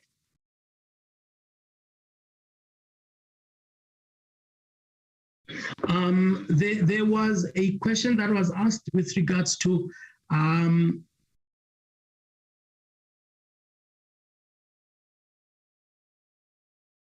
trying to recap how the question was phrased. Let me just make the statement. It would probably answer the question. When we issue a tender, we issue it and we've got different evaluation stages. First, we will do mandatory requirements. We can exercise transformation in that space, for we can indicate that the certain levels of triple BE levels would be considered for this tender, and preference can be our private healthcare is characterized by high admission rates. Why is that? Because that's how they are able to generate more income through longer admissions. So we understand fully. We are not surprised that Discovery is against another reimbursement method that seeks to put value for service forward. And then Chair, again, for a country with such high unemployment rate sitting at 34.9%, high levels of poverty and income inequality, we cannot afford to have high cost of healthcare. In actual fact, it cannot afford to commodify its healthcare. As NEHAW, we believe that the NHI will provide the country with a health system that is for everyone and achieve the health goals embodied in the NDP, which significantly reduce of that tender must be clearly stipulated in the technical evaluation. That will be stage 2. And then in some instances, you may have stage 4, where you look at any other attributes. For an example, where you would look at, is the supplier registered with certain bodies to be able to do the work that they do. If you do not use it upfront as the elimination criteria, for an example, if you say it must be a registered professional engineer, there's no need to evaluate further because that person would not be able to be eligible for that. So there are different gatekeepers. By the time you apply price and provide points for preference, you would have preferred upfront in terms of the level, and you would have made sure that technically they are suitable, and then you apply the price and the score. I must admit that if if we have not indicated upfront that we are looking for suppliers that are, say, level 1 up to 4, and we allowed all the eligible suppliers to go through. Certainly, when it comes to price and allocation of points, any supplier would take. However, and because the formula for 90-10 and 80-20 is sensitive to this, more than it is sensitive to preference. Therefore, you would find that any supplier that provided a cheaper quote, irrespective of whether they are the previously disadvantaged or not, would take up the bulk of the points simply because they've provided a cheaper quotation. We are looking into that, and we are going to make sure such a tilting of the scale does not happen in the new, but making sure that we comply to the law with regards to Section 217 of making sure that we are fair in the way we have legislated, and that's how everybody has an equal opportunity to procurement opportunities. The professional services, we do not have professional services in our transversal contracts at National Treasury. However, we do encourage other organs of states that require such. For an example, your water and sanitation would require professional engineers. They may put a panel of professional engineers that would provide them with work. Department of Justice requires legal firms and legal individuals. They may put together a panel specific to their needs with regards to that. There are quite a number of professional services requirements in government, and therefore, us putting them together at National Treasury would be counterproductive. We have delegated that to the department. However, Department of Justice, as a single one, they have said we have a problem. Can you help us with putting together a panel? So we are working on putting together a panel for legal services in that regard. We do, however, as National Treasury, publish regulations that regulate how to go about putting together contracts for consultants and legal, for consultants, and as well as the specialist functions, and what we should be paying for as orders of states. We regulate the maximum price allowable for consultants. That's if I may stop at that, Ms. Dakers, 5 minutes, if you may include any other thing I left, and then give to Ms. Numalo and Mr. Muefo 2 minutes each, if you may, with your permission, Chair. Ms. Dakers. Thank you so much, CPO, for the opportunity. I think you've covered quite a lot in terms of the questions that has been posed by the honorable members. I think if there's anything that I could add to it is probably a comment relating to the question that asked whether subcontracting is an effective way of developing small businesses, and say that currently, based on our legislative environment, that is one of the effective ways I believe are available for organs of state to utilize to develop small businesses. And I'm saying legislatively because Section 2173 of the Constitution requires that there must be a national legislation that enables advancement of designated groups or people from a previously disadvantaged background.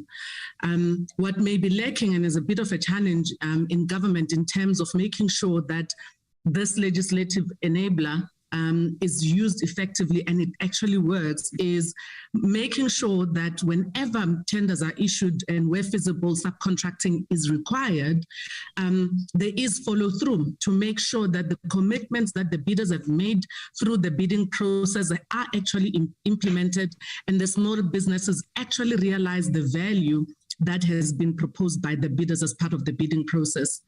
Any bidder, I would add, Chairperson, that fails to implement the commitment that they have provided through the bidding process, we would see as have misled the organs of state, and action would then need to be taken by the particular organ of state as a recourse, because that would be undermining the objectives of government and would be undermining this legislative enabler to make sure that we develop small businesses. So I think I will leave it there, Chairperson. Thank you so much. Ms. Nomalo.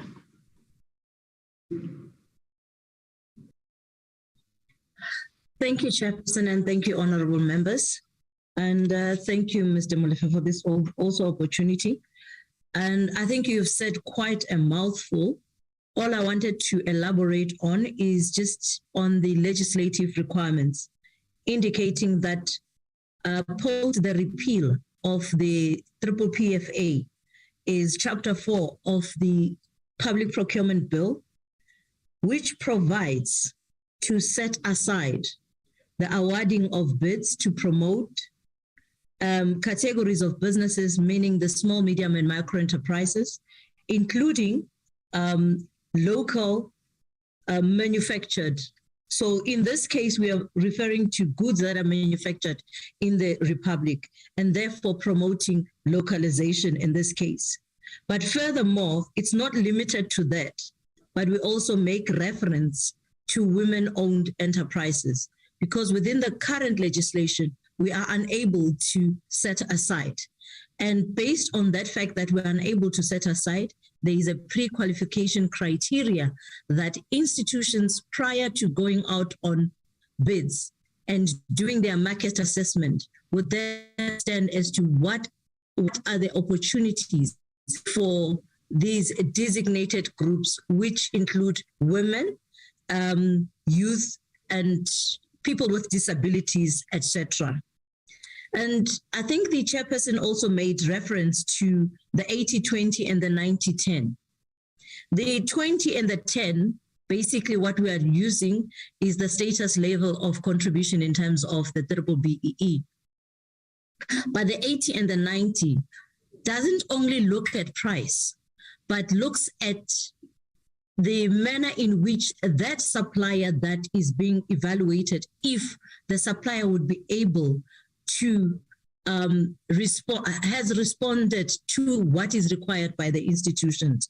So the competency of that supplier and the functionality, etc., is in that 80% or the 90%, which I think Molefe has already explained on that. So because that 80-20 and the 90-10 is enshrined in the Act, we are unable in the regulations to bring about any new mechanism of evaluating bids, but sticking to the 80-20 rule. Once the bill is promulgated, the 80-20 rule falls off, but the bill provides for the minister to prescribe measures of evaluation that would be able to address these socioeconomic objectives of government. And currently, as Basani has indicated, subcontracting is the current mechanism that is possible. Although there are challenges in the subcontracting, in the sense that when major bidders bid, they indicate subcontracting, but once the implementation starts, the subcontractor is either left on the side and not included in the process. And those are the challenges that we need to implement or enforce to ensure that should a major supplier decide to stop the subcontractor performing or being part of the bid, then that that contract is cancelled. I think those are the key issues that I wanted to add on. Thank you so much. Thank you. Finally, Honorable Chair, Mr. Mifo, and then we will hand over back to the Chair.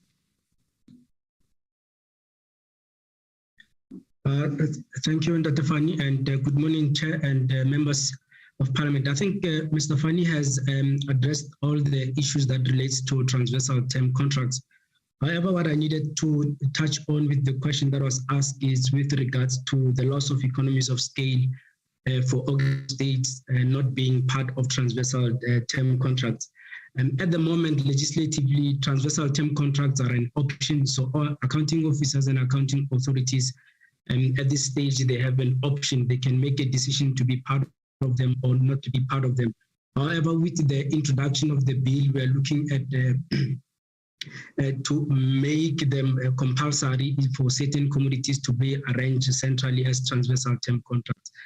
But to put it out there is that we don't want to take over all the commodities from organs of state and centralize them at the National Treasury, because if we do that, we might run into a space where we erode capacity in organs of state, because we would have taken everything at the National Treasury to rationalize everything. But the idea is to look at common products or common goods and services that have got similar specification, just to benefit on economics of scale than take over everything. But in some instances, like Mr. Fani has indicated, that there will be other organs of state that will come and says we are struggling with putting in place this type of commodity. And then we are, in most of the cases, able to list those organs of state and to make that contract a transversal term contracts, because they would have had challenges internally to put in place. It could be issues of capacity or issues of technical skills. Thank you, Chair.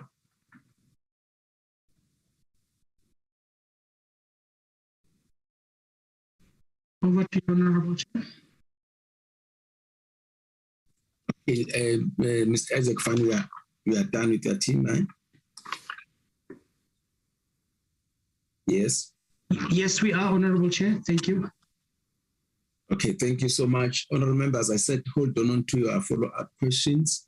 This is an opportunity for you to follow up on the issues that you were raising. Let me just get an indication of like to the follow-up.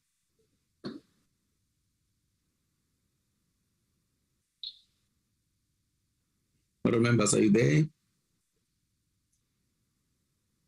Honorable Lenzan, are you covered? Yes, Chair, I am covered, because the indication from that response was that the response would then be needed from a little higher office than the office of the Chief Procurement Officer. So I'm covered by his response, but we'll make a follow-up in a correct platform, not necessarily this one. Okay. Thank you so much, Lenzana. My follow-up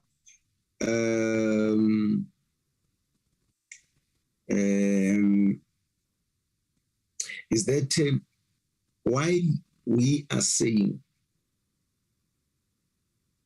as government that we would like to use procurement as a major tool in transforming our economy, broadly speaking, it is a concern that the issues of broad-based economic empowerment are not contained in the Principal Act.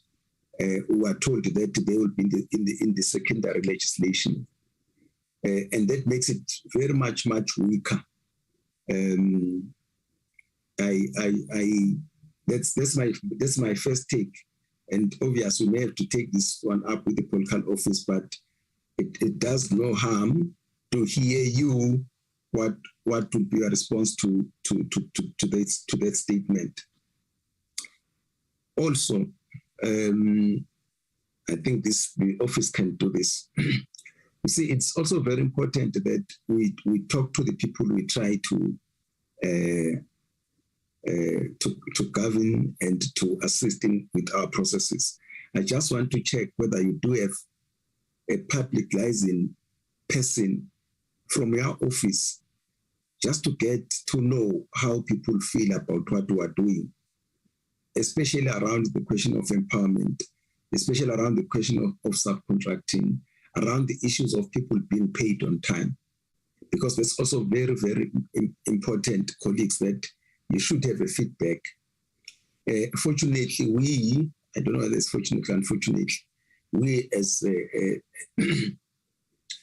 representative of the public in Parliament, we interact with the people. And these issues that we are raising here, they are real issues, and there's just no satisfaction. But again, numbers don't lie. As I was saying, that after all these years, we still remain a very, very unequal society, and with over-concentration of wealth to people who were having this wealth prior to 1994. So our attempts to try and transform the economy, and we hold this view that being a biggest buyer of goods and services, and especially through our office, we should be able to play a role in transforming the economy, because if we don't, nobody will. So I'm just saying that don't you think it would be a good idea that sometimes you do hold these meetings, especially with the small businesses, with the PE companies, with women companies, with the young people's companies, to see how can we sharpen our delivery from this office. I'd ask that we go to slides 42 and 43, which talks about reasons for deviations and modifications. So let's not get there. The point I wanted to make is that can you revisit those conditions, because we come up with the law, and then there are SCM policies that should be followed by these companies. These companies, they come back, they don't want to follow the same laws that we put, and the same SCM policies. They run to the OCPO for deviations and so on. These deviations from where we are sitting should be under very exceptional circumstances. There shouldn't be companies who manage their businesses through deviations. And we do also take the point that accounting officers and authorities have got the ultimate responsibility. But you must know that once they come to you and you give a go-ahead, they've just transferred that responsibility around that contract. They'll say, National Treasury through OCPO gave us the right to deviate. So we're saying from where we're sitting that deviation and what should all be done. It shouldn't be a norm of people managing their businesses through, because they are saying we don't want to follow the laws that are there. We don't, as far as procurement is concerned, it should be under very, very peculiar circumstances that we allow that. Yeah, I don't know whether Mr. Isaac Fan would like to make a comment on what I've said. You don't have to, but if you will, please come in.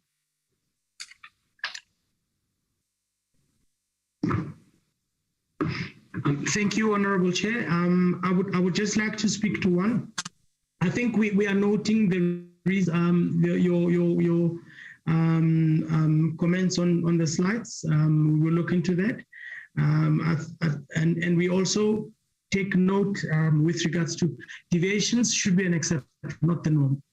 And that's the principle that we've been working on. And the concern that we've got is with National Treasury providing that oversight, which should have been an oversight that should have been dealt with by the accounting officers. But we do see some of these filter through from the accounting officers and accounting authorities up to our office, but we do not we don't favor any of the organs of states when it comes to application and discharge of our duties. We apply the law to the latter. But yes, we still have a large number of deviations and modifications we shouldn't be having. But some of the circumstances are beyond just us applying the law. It's making sure that government works and that service delivery is not hampered. With regards to transformational issues, the bill is explicit, Honorable Chair. It does say we will prefer the following designated groups. We will prefer women, we will prefer youth. What the bill is not indicating is the recipe on how that would happen. And the reason why it is not included in the bill is because government may have change in programs. Like for instance, the Department of Women, Youth and People with Disabilities wanted us to be explicit and say 40% of spend would go to women. And we said, no, we are going to be explicit in the act that women will be preferred. But in the regulation, we will then say 40. The reason why we are saying that is, should the numbers indicate that 40 is too little, we can regulate and say 60%. But should it become impractical for us to achieve 40%, we will look at the circumstances surrounding us not achieving and deal with the circumstances, but stick to the 40% until we get it right. Though that's the recipe on how we're going to go about it would be in the regulations, but it is explicit in the Act.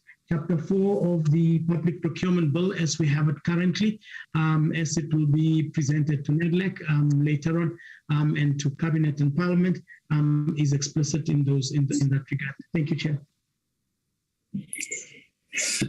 Thank you. Thank you so much to you.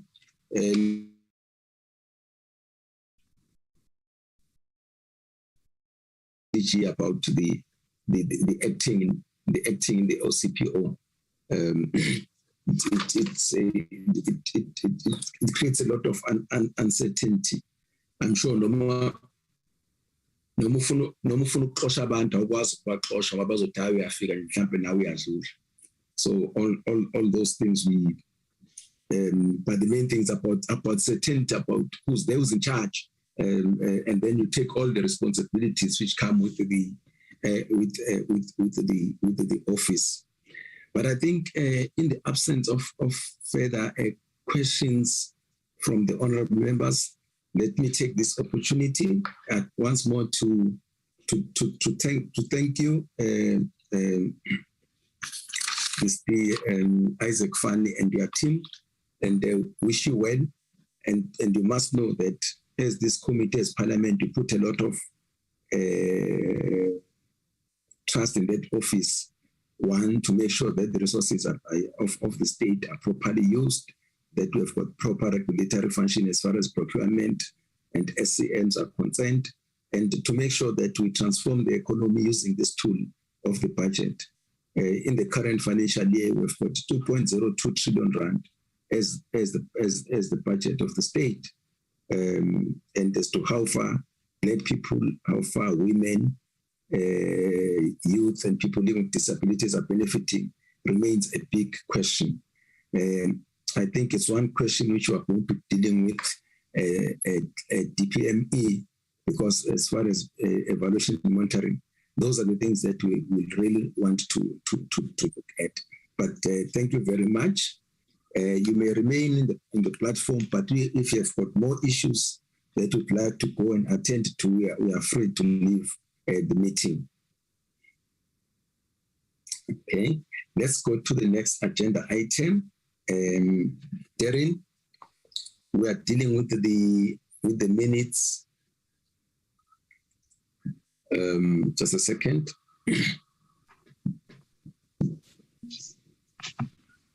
The minutes of the 8th, yes, the minutes of the 8th of February 2022. The minutes were sent to us, honorable members. Can I have the mover for the adoption of the minutes? Matafa, I move, Chair. Honorable Matafa moves, seconder. Mlenzana seconds. Thank you very much. And then we go to agenda item number 6. Darren, any announcements from your side? No, Chairperson, nothing from my side. Next engagement is next Wednesday when we're going to have the the lockup, budget lockup. Okay, but tell me how is it working this time? Chair, well, yes. Lockup. Well, I still need to confirm with my colleagues in Treasury. What I saw the last time was they were proposing Mark's building. So, but I will confirm all of that before the end of the week, Chair. So the budget's on Wednesday, am I right? Yes, Chairperson. So the lockup session is before the starts at 11. That's at 11 until 2. Okay. Good luck to the minister and team treasury on the budget. Yep, that takes us to the end of the meeting. Thank you very much, honorable members, colleagues. Let's hook up next week. Thanks, Chairperson. Thank you. Thank you. Thank you.